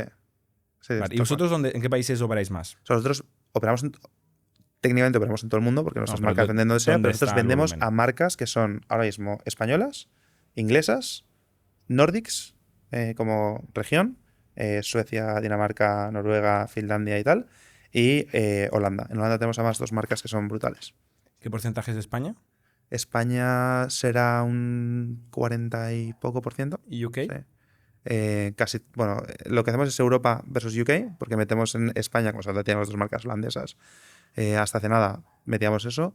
Era un 40 y pico Europa, UK 54%. O sea, UK número 1, ¿eh? Si encima quito las europeas, que tenemos ahora bastantes más, de España, España será un 35%. Vale. Sí. La UK es una barbaridad. Sobre nosotros, UK tenemos muchos menos número de merchants. Es que hemos firmado hace nada y estamos ya saliendo live con Castor, que son los que patrocinan al Athletic de Bilbao, a un montón de clubes de fútbol, los que patrocinan a... Es una marca de moda. Bueno, son como un Gymshark, como un Nike, una Adidas. Leisure de estos. Exacto. Estos patrocinan al equipo de McLaren, de Red Bull y tal. Vale. Estos son inmensos, pero claro, es que firmas uno de estos y no hay uno similar en España. El problema, entiendo yo, es que una marca demasiado grande, por ejemplo, toda la parte de la logística intermediada por vosotros no les interesa. Porque con mucho volumen ya tienen sus negociaciones a medida. Es sorprendente porque luego ves que, claro, nosotros, quizá ellos lo que transaccionan en España es menos que nosotros transaccionamos con correos. Entonces, hay mercados en los que sí que tenemos una tarifa, un servicio mejor y les interesa. Trabajamos con una marca de UK que tiene muchas decenas de millones de pounds en devoluciones. Todas las devoluciones de US y UK las hacemos nosotros. Y sí. ¿Estados Unidos? Estados Unidos operamos un montón. O sea, yo creo que es nuestro tercer mercado en número de transacciones. Clientes. 0. No, o sea, no tenéis merchants en Estados Unidos, pero sí que hay consumidores. Sí. Una tercera parte de los consumidores están en Estados Unidos. No, es el tercer mercado vale. que más hacemos. Después de España y UK. Después de España y UK, efectivamente. Bueno, después de UK y España, sí. Vale. O sea, UK, España, Estados Unidos, Alemania, luego creo que es. Vale. Cuéntanos por encima, has hablado de 5 millones por aquí, de Venture Debt. ¿Cómo habéis financiado la empresa? Nosotros empezamos en febrero del 22, fuimos al notario. ¿Cuántos? ¿Quiénes? Mis dos socios y yo. Bueno, de hecho, mi socio y yo, Gonzalo, el CTO, empezó un poco más tarde y hemos levantado 800 y pico mil euros de Family and Friends. ¿Eso en la Constitución? Sí. No está mal, 800.000 pavos. Fue la pera. Pero sí que es cierto que era febrero del 22. No, era con nada. Eso no es verdad que era con nada. Nada PowerPoint casi. No, y de hecho tampoco nos hacía falta un PowerPoint. Febrero del 22 que estaba a punto de caer el mercado entero. Sí. A punto. Exacto. Pero a puntísimo. Me acuerdo de Tan a mayo de punto, 22, que es cuando decidimos hacer la ronda porque se estaba empezando a caer. Tío, tan a punto que nunca olvidaré cuando fuimos a levantar la seed, es una pre-seed, por así decirlo, fuimos a levantar la seed y estábamos yendo a un fondo inglés, al Investment Committee. Pero los vuelos, el día antes, se anuncia el down round de Klarna, ¿te acuerdas? De 46 billion a 6 billion, creo que fue. Claro. Sí, no sé si tan bestia, pero sí, muy bestia. No, fue loquísimo. De la empresa Además, privada. Klarna, que en tu caso es dolorosamente. Es que solamente hicimos reembolsos instantáneos, tío. Sí. Entonces, yo me acuerdo que miré a mi estudio y dije, vamos, porque está pagado el vuelo y quién sabe, pero es que es imposible que ahora mismo te inviertan porque la incertidumbre que hay es brutal. Obviamente, no nos invirtieron. Esto fue a mitades finales del 22. Esto fue julio del 22. Julio del 22, sí. Lo que pasa es que tuvimos suerte y Yo estaba de fundraising también ahí. tuvimos la suerte de que ahí cerramos 3 millones Vale. de seed. Luego no necesitamos nada del 23. ¿Facturabais ya algo ahí? 100.000 euros de ARR. Porque de febrero a julio... No, de hecho, nosotros lanzamos producto en mayo, Sí. junio del 22, pero 100.000 euros de ARR, bueno, no está mal, ¿eh? sí. Teníamos 3 marcas que hacían bastante. Era fácil llegar a eso. Luego, una de ellas turneó. Y fue dolorosísimo en mitad del fundraising. Pero bueno. Una de 3. Bueno, cuando turneó no era una de 3, pero sí. Igual era una de 10, pero era la una de 10, ¿sabes? ¿Quién era? No lo voy a decir, tío. Que es que les tengo un cariño tremendo y no quiero ponerles como el malo. Yo he probado, pero me parece más justo. Luego ahora me acabo de preguntar cuántas veces habrás probado algo en el podcast que he respondido. Bueno, esto en la vida, no en el podcast, en la vida. Esto en la vida. Bueno, yo he aprendido de los VCs que el que calla otorga, ¿sabes? O sea, es que es mucho mejor callarse y responder a lo que te preguntan. Ay, la gente es muy boca, sí. Sí, total. No digo nada más. Avanzamos. Habíais levantado aquí 3 millones. 3 millones 800 800. Vuestra cara bonita. Bueno, no. Bueno, sí, 3 millones, sí, efectivamente. Y nada. 3 con 100.000 euros de ARR. Exacto. 10 clientes, un poco de tracción y tal. Luego, en el 23 no levantamos nada. Y en el 24 lo que necesitábamos era deuda. Entonces levantamos 5,2. O sea, equity ya no más. No, equity no más. No. Levantamos deuda bueno, se cerró oficialmente en agosto del 22, pero un poquitín antes es cuando ya estaba casi todo cerrado. Que levantamos 5 millones de Inverready, 250.000 de un par de inversores y que se sumaban como... al final, en la deuda... Sí, ya sabes que la deuda está el loan to value. Y nosotros que pensamos es, tío, el loan to value era un 80%, lo peor que podía ser era un 80%, había un mecanismo para que subiese más. Dijimos, tío, ¿por qué no levantamos un tramo junior que nos financie la mitad de ese loan to value? Y esto fue los 250.000 euros. Esto. El loan to value, no, además es justo explicarlo. El loan to value lo que dice es... para que se entienda, ¿eh? Exacto. ¿Qué es el loan to value? Empecemos por ahí. Es la cantidad máxima de lo que hay que financiar que puedes poner con la deuda. Si hay que financiar 1 millón de euros, no puedes financiar 1 millón de euros con toda la deuda. Vale, o sea, al final es el skin in the game. Exacto. Como tú te comes el 20%. Efectivamente. Quiero asegurarme de que lo que inviertes, o sea, que donde tú financias, tú también financias. Sí. No solamente si va con mi mal, deuda. tú pierdes un 20%, yo pierdo un 80%. Exacto. Y el loan to value es un 80%. Vale. De nuevo, hay mecanismos para subirlo un poco más. ¿Qué pasa? Que todo lo que no sea deuda es equity. Tan sencillo como eso. No Entonces, ¿qué es lo que dijimos? Dijimos, ¿por qué no, con un tipo de interés más alto, buscamos a alguien que financie ese 20% del loan to value? O sea, otra deuda más cara. En el mismo facility, pero más caro, con más interés. Y más junior significa que tiene menos preferencia. Efectivamente, que si hay palma, que palma primero. Efectivamente. Que si hay que repagar, cobran el último, efectivamente. Sí. Bueno, el último no. Antes del equity, justo. El último de la deuda. Valdría decir después del inversor que lidera, ¿no? Esto para que la gente lo entienda, porque yo creo que los empresarios y la gente de finanzas está muy acostumbrada a esta pila, ¿no?, de creditores, pero quizá no es tan obvio para la gente que no se dedica a esto. Cuando hay un problema y hay que repagar algo, ¿no? Por ejemplo, tú das un crédito, una empresa recibe una deuda y luego no puede hacer frente a un pago, ¿no?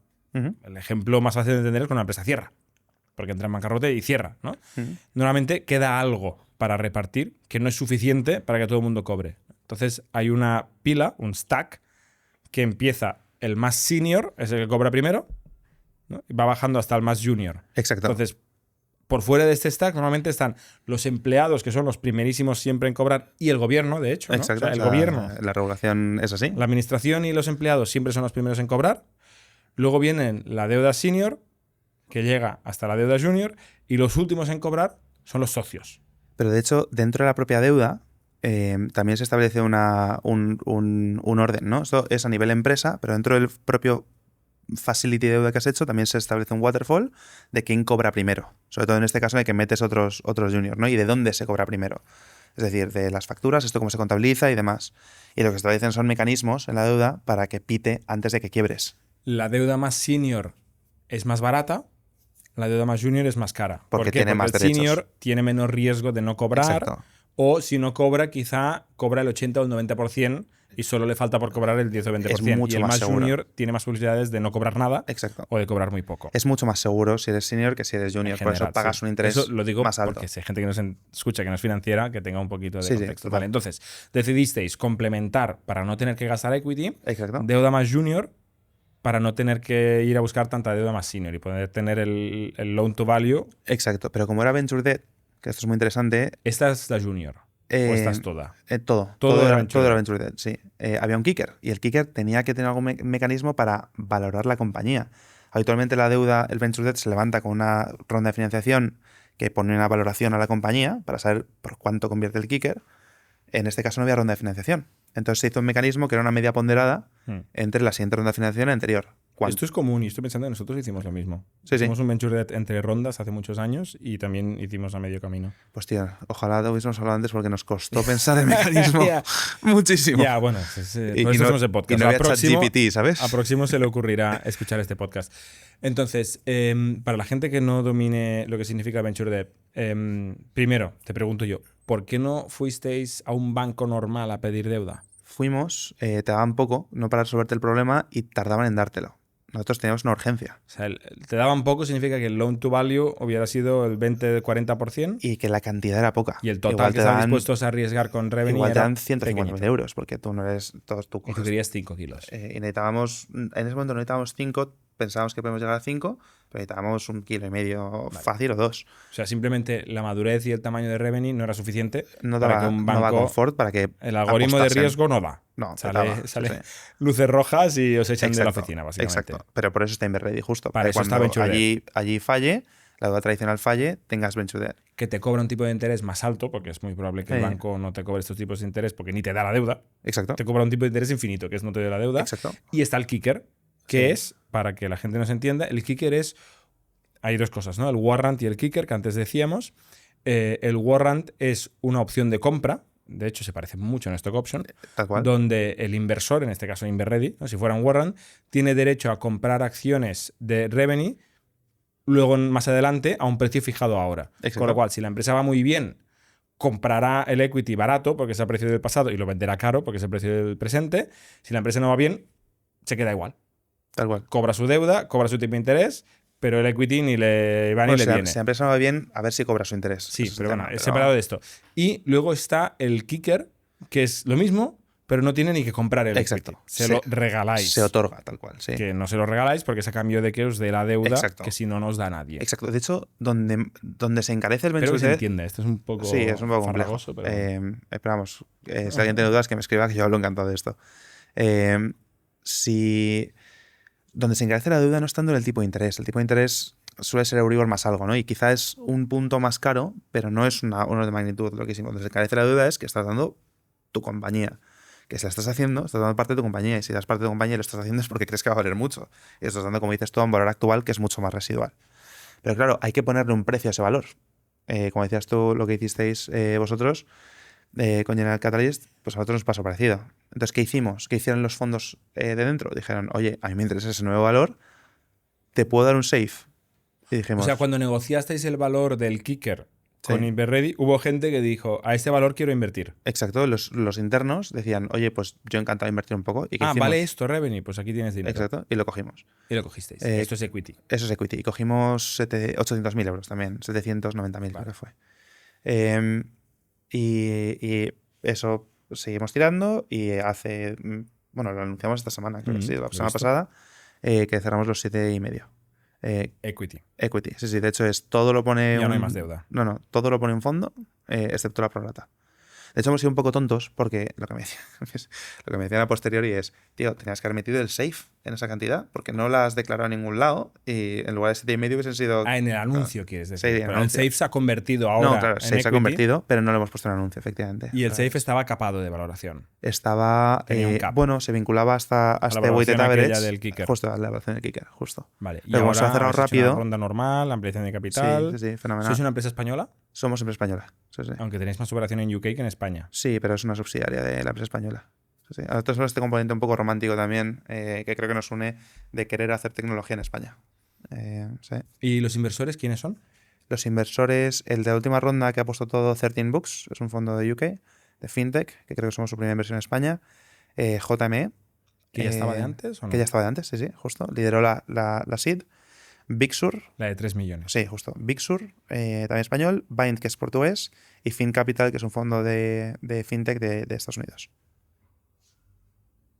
Así estamos encantados. Y luego también tenemos Angels que han apostado un montón, tío, y que han seguido haciendo prorata y demás, que son estelares.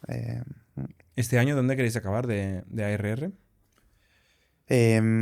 Bueno, al final, si acabamos en 8 millones de facturación, 7,5, 8, ahora hemos cumplido business plan con creces. Ahora ha sido crecer casi 4 veces con respecto al año pasado.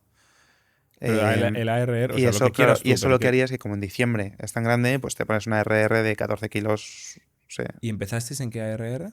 ¿Este año? No tengo que decir mal, pero vamos en torno a 800.000, 1 millón. Sí, creo que era, sí. ¿Este año empezasteis con 1 millón de ARR? Sí. Yo creo que llegamos a subir en pleno pico a 2...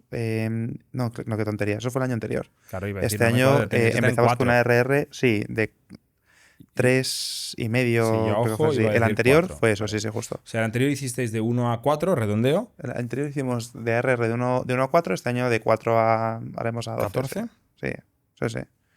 En el que viene tenéis plan ya. Sí, pero Más o menos, ¿qué múltiplo on por 4. intentaréis hacer? O por 4 otra vez. Sí. O sea, nosotros del 23 al 24 hicimos un por 13. La base era muy pequeñita. Pero hicimos un El por primer 13. año es un por infinito. Pues es absurdo hacer un múltiplo. Este año habremos hecho prácticamente un por 4. Sí, 2 y pico a 7,5, 8. Un por 3 y muchísimo. Y el año que viene mantener ese múltiplo.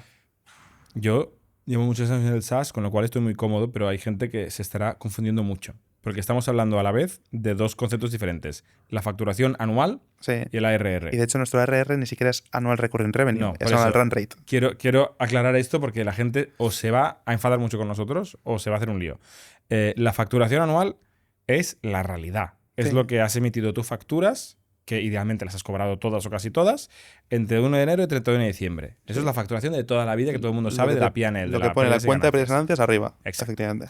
El ARR es una cosa teórica de la que hablamos, que en el caso del SaaS es hiper relevante, en el tuyo es cierto que es un poco más complejo porque ni siquiera es ARR, es anualización, un run rate anualizado de una facturación mensual. Cogemos los últimos 30 días, ni siquiera es mensual. Cogemos siempre los últimos 30 días por 12. O sea, es una cosa teórica de decir, lo que ha pasado en los últimos 30 días, si lo multiplicáramos por 12, ¿qué pinta tendría? O sea, si no pierdo ni pierdo ni gano, facturaría tanto. Exacto. Al cabo del Entonces, año. para que la gente lo entienda, una empresa que crece cero, empieza el año con una ARR de 1 millón, acaba el año con una ARR de 1 millón y la facturación de ese año ha sido 1 millón.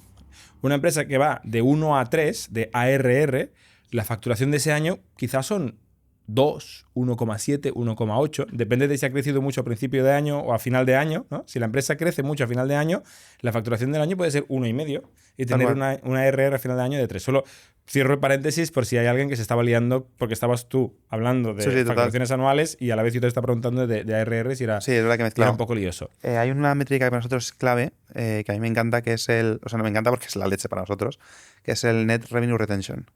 ¿Eso qué quiere decir? Quiere decir, si yo no pierdo ningún cliente y ninguno de mis clientes me paga más, es un 100%, ¿no? Nosotros lo hacemos con el típico waterfall, ¿no?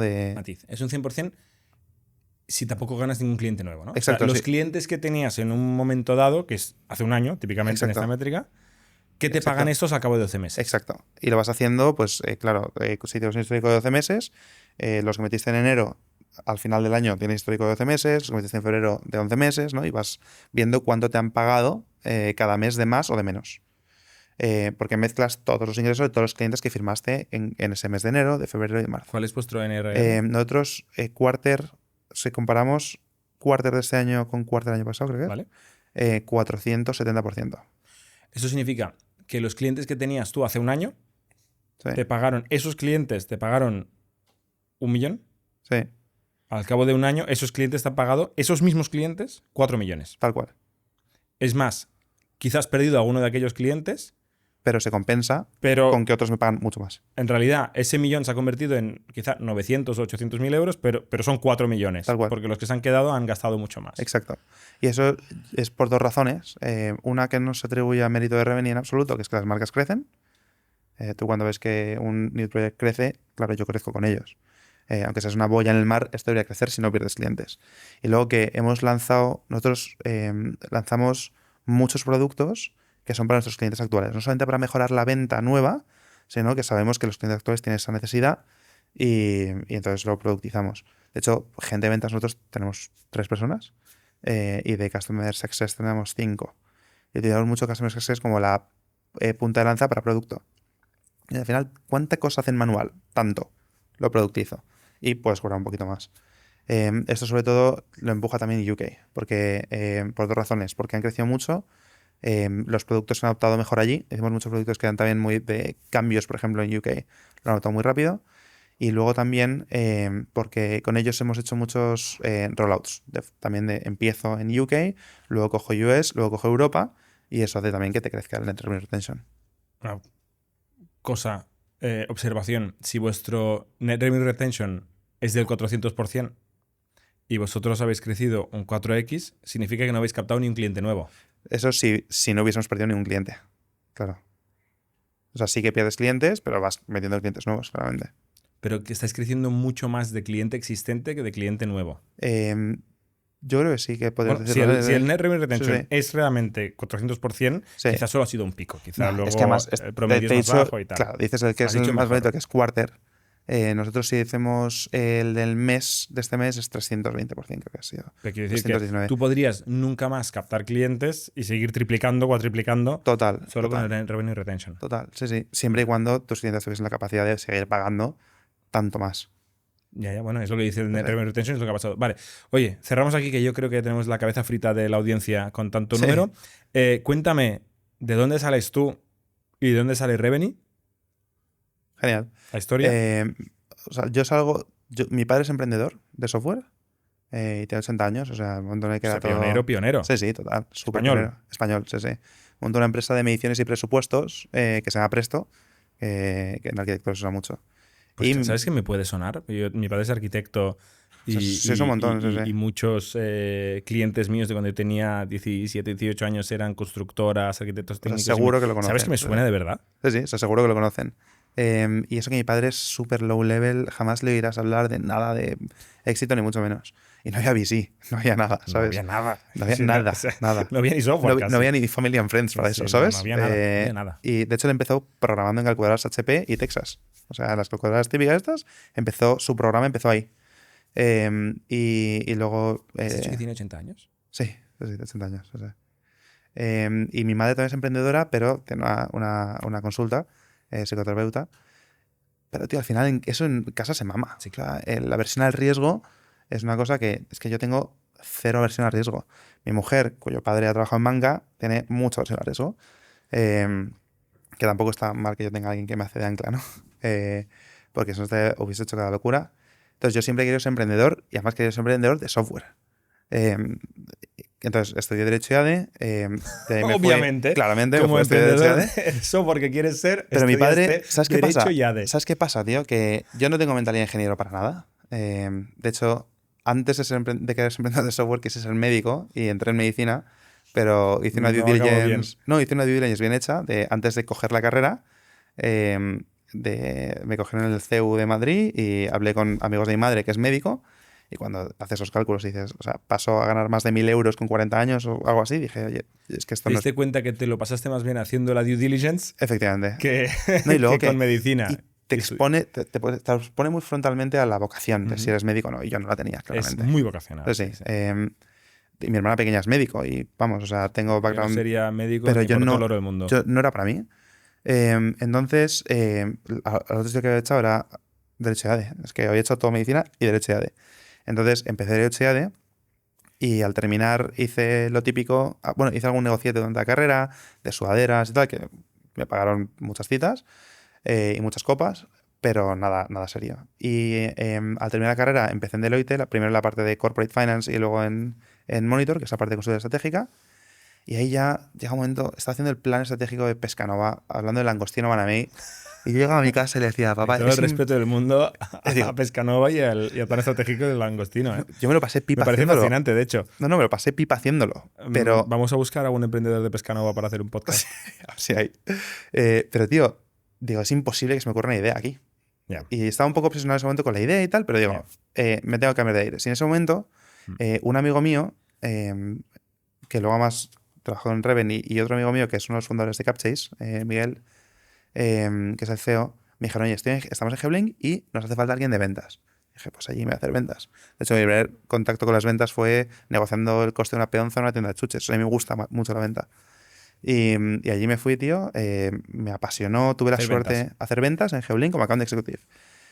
Tuve la suerte de que Geblink invirtió mucho dinero en mejorar la máquina de ventas, contrataron a una empresa que traía el Predictable Revenue, el framework del Predictable Revenue a Geblink. Entonces aprendí mucho y de ahí el que era mi jefe se fue a Pulpomatic, una empresa mexicana fundada por Javier Ambarri y Evaristo Abe, que Baris además es emprendedor de serie, y me fui allí a montar ventas con mi jefe y acabé siendo el country manager de España. Y ahí ya empezaba un poco ya a sentarme, la empresa seguía creciendo, pero yo lo que hacía no me apasionaba y me salió la oportunidad de ir a Globo a liderar la parte de ventas de una iniciativa nueva, que era la parte de logística. Tenemos riders, que Zara pueda entrar con los riders. Y B2B. justo. Y al cabo de 2 meses se me ocurrió la idea de Revenue, una reunión de ventas. Al cabo de 2 meses. 2 meses de entrar. O sea, Estabas acabando el onboarding todavía. o sea, tal cual. Bueno, el poco onboarding que hubo porque tenían mucha necesidad de ir rápido. Pero vamos, o sea, aunque fue efímero el paso por Globo, porque fueron de principio a fin 6 meses, a mí me apasionó. Y se me ocurrió la idea de Revenue. ¿Estabas aquí en Barcelona o en Madrid? Iba una semana a Madrid y una semana a Barcelona. Y entonces le conté el que era mi jefe de... Bueno, le conté al que fundó Pulpo, a Baris. A los 2 meses le llamé, oye, tengo una idea. Me dice, ya, cabrón. ¿Qué le contaste? Le dije, tengo una idea, quiero contarte. Y la idea era... Devolución inmediata. Reembolso instantáneo. Reembolso instantáneo. Entonces me dijo, tío, too good to be true, ven mañana con estos Unit Economics hechos a ver si sale el caso. Yo no sabía cómo se hacía, o sea, no sabíamos cómo hacer una devolución instantánea, no sabemos si técnicamente era viable, pero el caso que le presenté tenía sentido. Entonces me dijo, si lo montas te invierto. Pocos miles de euros, pero te invierto. Vale. No estamos hablando de 100.000. Bueno, estamos hablando de 800.000, entonces entender cuántos de los 800.000 muy poco. salen de ahí, un poquito. Lo suficiente como para motivarte a ti a seguir buscando. Lo suficiente para conseguir que otros supiesen que Baris, que es un tío medio reputado, supiese que invertía. Y entonces ahí tuve la suerte de dar con Fernando Cabello, que es un tipazo, que montó Plaza Mail, luego de Vengo, conoce muy bien la industria y le encantó la idea y ha apostado muy fuerte. Invirtió también. Está, de hecho, es Observer en el board. Y, tío, fuimos tirando el hilo, le conté la idea al que era al que había sido mi jefe, que me llevó de Geblink a Pulpo, y me dijo, si quieres que lo monte contigo, me voy contigo. Y luego conseguimos... ¿Y es tu socio? Y es mi socio. Y luego conseguimos a... ¿Cómo se llama? Pablo Molinero. Es típico ingeniero industrial, ex Roland Berger, MBA en Berkeley, internship en Google, acabo siendo director de estrategia de Iberia. Y típico que cuando yo me iba a ir a Geblink, me decían, este tío es increíble que esté en Geblink, ¿sabes? Y tengo la suerte de que es mi socio y además un muy buen amigo. Y fuimos a buscar CTOs, porque habíamos estado en otras startups que no tenían CTO founder. Y entendíamos que ese típico trade-off entre el CTO y el founder pide mucho, el CTO no quiere proteger más al equipo, no queríamos que ocurriese. Y dijimos, tío, CTO, co-founder. Y encontramos a Gon, que ha sido, después de mi mujer... ¿Cómo encontrasteis al CTO? Pues, tío, preguntando por CTOs buenos, que además fuesen buenas personas. Nosotros tenemos aquí esto que es el lema de la empresa de buena gente. Íbamos mucho con esto y Y, tío, nos dijeron, Gonzalo Martín es la leche. Tenemos ya 2 developers en la empresa que nos dijeron que era estelar. Nos costó 7 quedadas con él y 2 rechazos por el camino para convencerle, pero al final se unió y, vamos, ya, de los mayores aciertos de mi vida. Suerte de mi vida. ¿Tu padre es programador? Mi padre fue programador, sí. O sea, mi padre es arquitecto. Mi padre ha estudiado arquitectura, también algo de filosofía y teología y algo de económicas. Hizo el MBA del IES. Pero el primer software que Lo programó él. Sí, lo hizo él. Sí, sí. ¿Tú no has programado nunca? Nunca. Ni siquiera ahora con copilots y... Cero. No, Cero. no hay manera, ¿eh? Tío, soy una persona que no me tomo muy en serio. O sea, no creo que sea el tío más inteligente del mundo, sinceramente. De hecho, nuestro cuarto valor es que... Pero la AI es muy inteligente. Claro, entonces, pero creo que hay usos... Cuando tu padre lo hizo había que ser muy inteligente. Pero, tío, ahora... el uso de mi tiempo es mucho mejor que lo dedica a otras cosas que los ingenieros no pueden hacer. Puede ser. Si yo me pongo ahora... O sea, me divertiría un montón. Yo me he planteado hacer Ironhack, me he planteado 1000 cosas de esas. Pero ahora como founder no puedo permitir el lujo... Bueno, ahora estáis arrancados ya. Pero en aquel momento crítico donde buscabas CTO, tenías todas las de fracasar. Todas de O sea, yo te hubiera conocido en aquel momento y te hubiera dicho chao. Sí, sí. O sea, sí.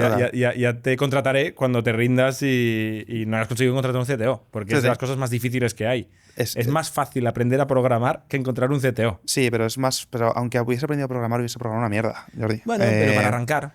Y luego ya habiendo arrancado es más fácil encontrar... a ver, que lo has conseguido, ¿eh? Lo que hicimos fue pagar a 2 backends y un front. Sí, pero normalmente te engañan. ¿Sabes? O sea, es muy difícil. Sí, Cuando no pero eres uno de ellos, yo soy programador. Sí, sí, tuvimos mucha suerte, y he tío. visto mucha gente buscar CTO. Sí, sí. Y es un drama, ¿eh?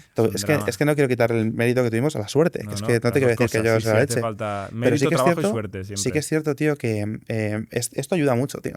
Ser buena gente y gente buena ayuda mucho. Y ayuda a entender, tío, que... Sí, y además siempre decimos que tenemos valores, pero tú no puedes decir que tienes valores hasta que te cuestan dinero, ¿sabes? Y a nosotros nos han costado pasta los valores, pero tenemos un equipo... No tenemos churn de gente, la gente se queda. Sí. Oye, ¿tú dónde aprendes y dónde te inspiras? Aparte de tus padres empresarios ambos, ¿dónde aprendes y dónde te inspiras? Pues aprendo bastante... yo soy una persona muy creyente, entonces leo mucho también... Muy creyente. Sí, soy muy católico y eso pues al final me formo mucho sobre estos temas y eso me ayuda también a formar una opinión sobre el mundo. Por ignorancia máxima, sí. ¿qué lees en este Pues, tío, he contexto? estado haciendo un máster con mi mujer sobre la teología del cuerpo de San Juan Pablo II. La teología del cuerpo. Sí, básicamente la iglesia hasta hace unos años tenía muy separado, o sea, como que la carne era mala, el espíritu era bueno, ¿no? Vale. O sea, la carne, el cuerpo. El cuerpo era algo que te llevaba hacia el puro. mundo y el espíritu, el alma, ¿no? Es lo que te lleva hacia arriba. Estaba muy mal entendido. Y llegó Juan Pablo II, el Papa, que es ahora santo. El Papa de nuestra juventud. Total, sí. Y escribió mucho, pero mucho, te digo, mucho. ¿Sí o no? Y encima era polaco, con lo cual a la polaco, que es dar vueltas sobre el mismo tema hasta que llegas, pero escribió cosas brutales sobre cómo el cuerpo no es malo, ¿sabes? El cuerpo es bueno y el alma también, y cómo es esa relación entre los dos. Y eso me ha gustado, es un tema que me gusta un montón, porque además orienta cosas cotidianas también, ¿no? Luego me gusta leer temas que no son relacionados con la fe, obviamente. ¿Podemos parar ahí un segundo? Sí. Yo no soy creyente y soy muy ignorante sobre la teología y la religión. ¿Me puedes recomendar algo sobre este tema, pero con el contexto de que no tengo, digamos, el background de haber crecido en un entorno católico y de ser un ignorante en teología y en religión? De la teología del cuerpo, hay un par de encíclicas que no son de teología del cuerpo, pero que son muy bonitas. Encíclicas son lo que escribe el Papa, que están en una especie de libritos, que son interesantes. Me gustaría pensar cuál te recomiendo. Pues oye, si me lo mandas luego lo pondremos de comentario, lo pondré de comentario en YouTube. Hay un libro que es súper bonito, tío, que se llama lo que no muere nunca, lo que nunca muere, que lo escribió un tal Takashi Pablo Nagai, un japonés, que era un médico que se especializó en rayos en la época de Hiroshima y Nagasaki. En rayos. En radioactividad. Es justo, o sea, en radiología. Radiología, justo. Una de estas, sí. Cuando estaba empezando este mundillo. Vale. Y el tío, pues es un tío que se convirtió al catolicismo, conoció a su mujer. Además, el catolicismo en Japón en esa época había estado proscrito hasta hacía 30 años. O sea, había mártires que habían muerto y tal. Y este tío es un tío que de tener amigos y familia, un día pasó a Nagasaki, y se quedó sin nada. Murieron todos. Menos él. Todo lo que tenía cerca se quedó sin casa, menos él. Obviamente hubo otros supervivientes. Acabó muriendo, obviamente, Por pero radiación. justo por la radiación. Pero ¿qué te mueve en ese momento de tu vida en el que te has quedado sin nada? Tú todo lo que has construido, tu hija, Factorial, todo, ¿no? De repente desaparece todo. El hospital en el que trabajas desaparece. Y es muy bonito como a él, su conversión previa de hacía pocos años, le aferró a querer seguir viviendo. Eso tiene unos escritos preciosos. Y luego mi socio Pablo también es muy creyente, Gonzalo Cero.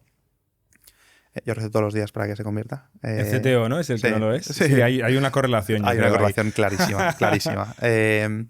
Bueno, pero Pablo es muy ingeniero también y tenemos debates de todo tipo, porque nosotros somos muy liberales. Ojalá hubiera levantado este tema antes, porque ya nos hemos quedado sin tiempo, pero estoy flipando. Ahora tengo ganas de hacer 2 horas más, pero no puedo. No, total. Lo dejamos aquí, si no te digo No, acaba. O sea, los dos somos, Pablo y yo tenemos además unos criterios, somos muy liberales, ¿no? Y nos gusta mucho discutir sobre estos temas. Tío, al final, una de las cosas que hablamos muy a menudo es qué es lo que mueve a la gente que no tiene una fe, ¿sabes? ¿Por qué? O sea, ya tenemos que ir ¿sabes? Sí, pero si nada trasciende, si cuando mueres eres polvo, ¿qué es lo que te mueve a tu vida actual?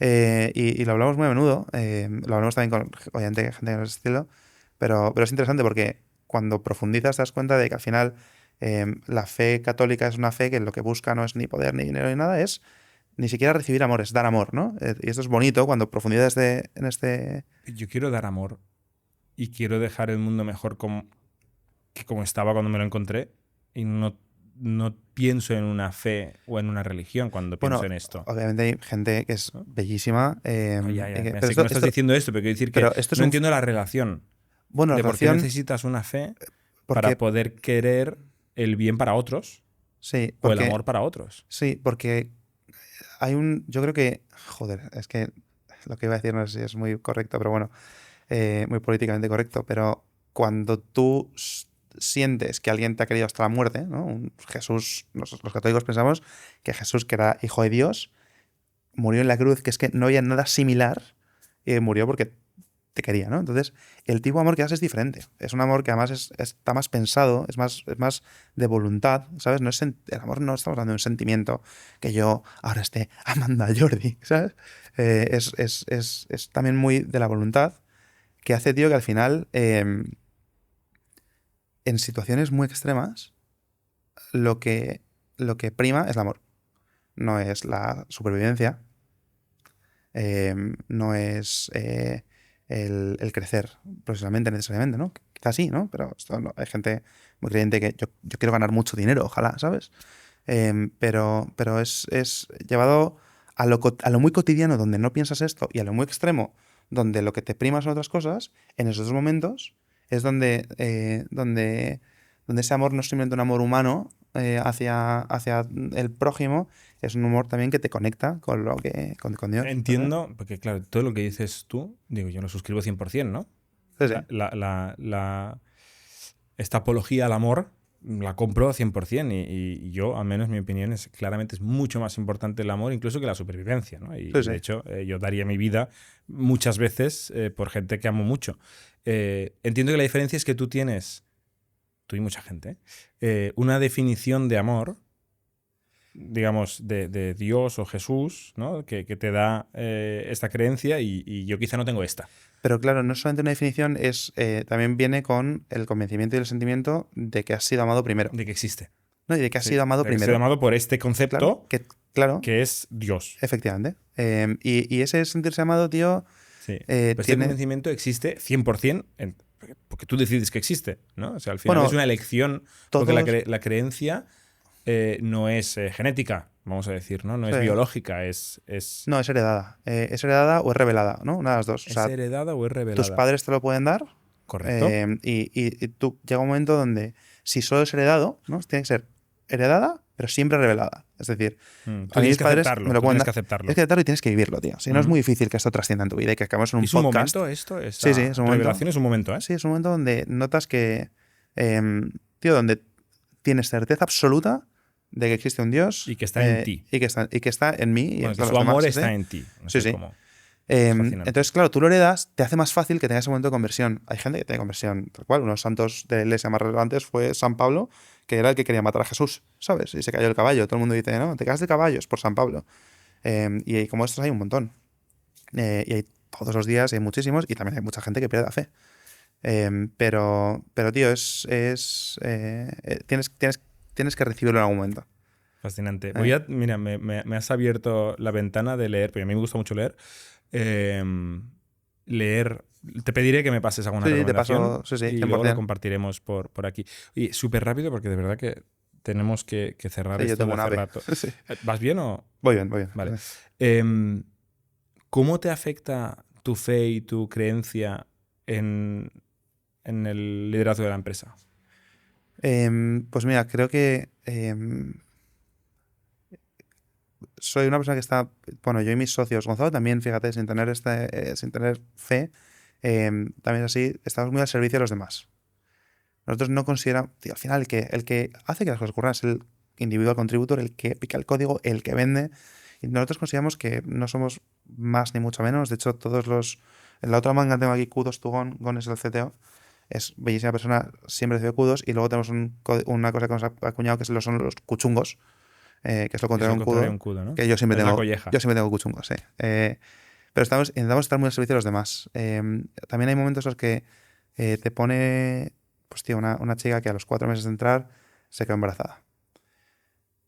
La alegría fue real por ella, ¿sabes? Y nos lo vino a contar llorando.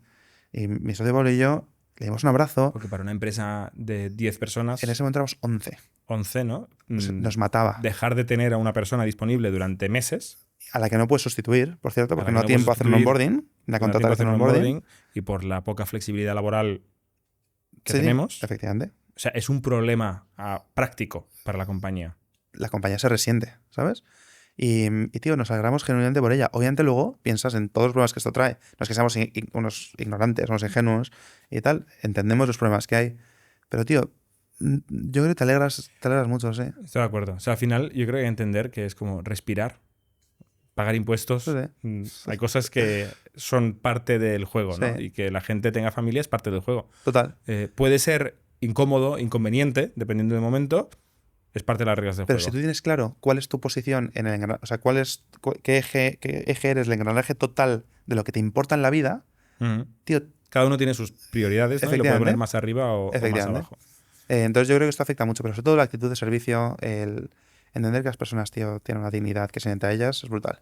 Fer, nos hemos quedado sin tiempo hace mucho rato. Yo voy a tener ahora problemas, pero vamos a ver cómo lo gestionamos. Te agradezco muchísimo que hayas venido. Gracias por tenerme. Fascinante la conversación. Como vais a seguir creciendo a este ritmo loquísimo, vamos a hacer una parte 2. Y cuando vuelvas de aquí un par de años ya a los 100 millones casi o 50 de facturación neta, seguimos hablando y nos bloqueamos más tiempo para hablar de la vida y la fe, que es fascinante. Gracias, mucha suerte. Y a todos vosotros nos vemos la semana que viene.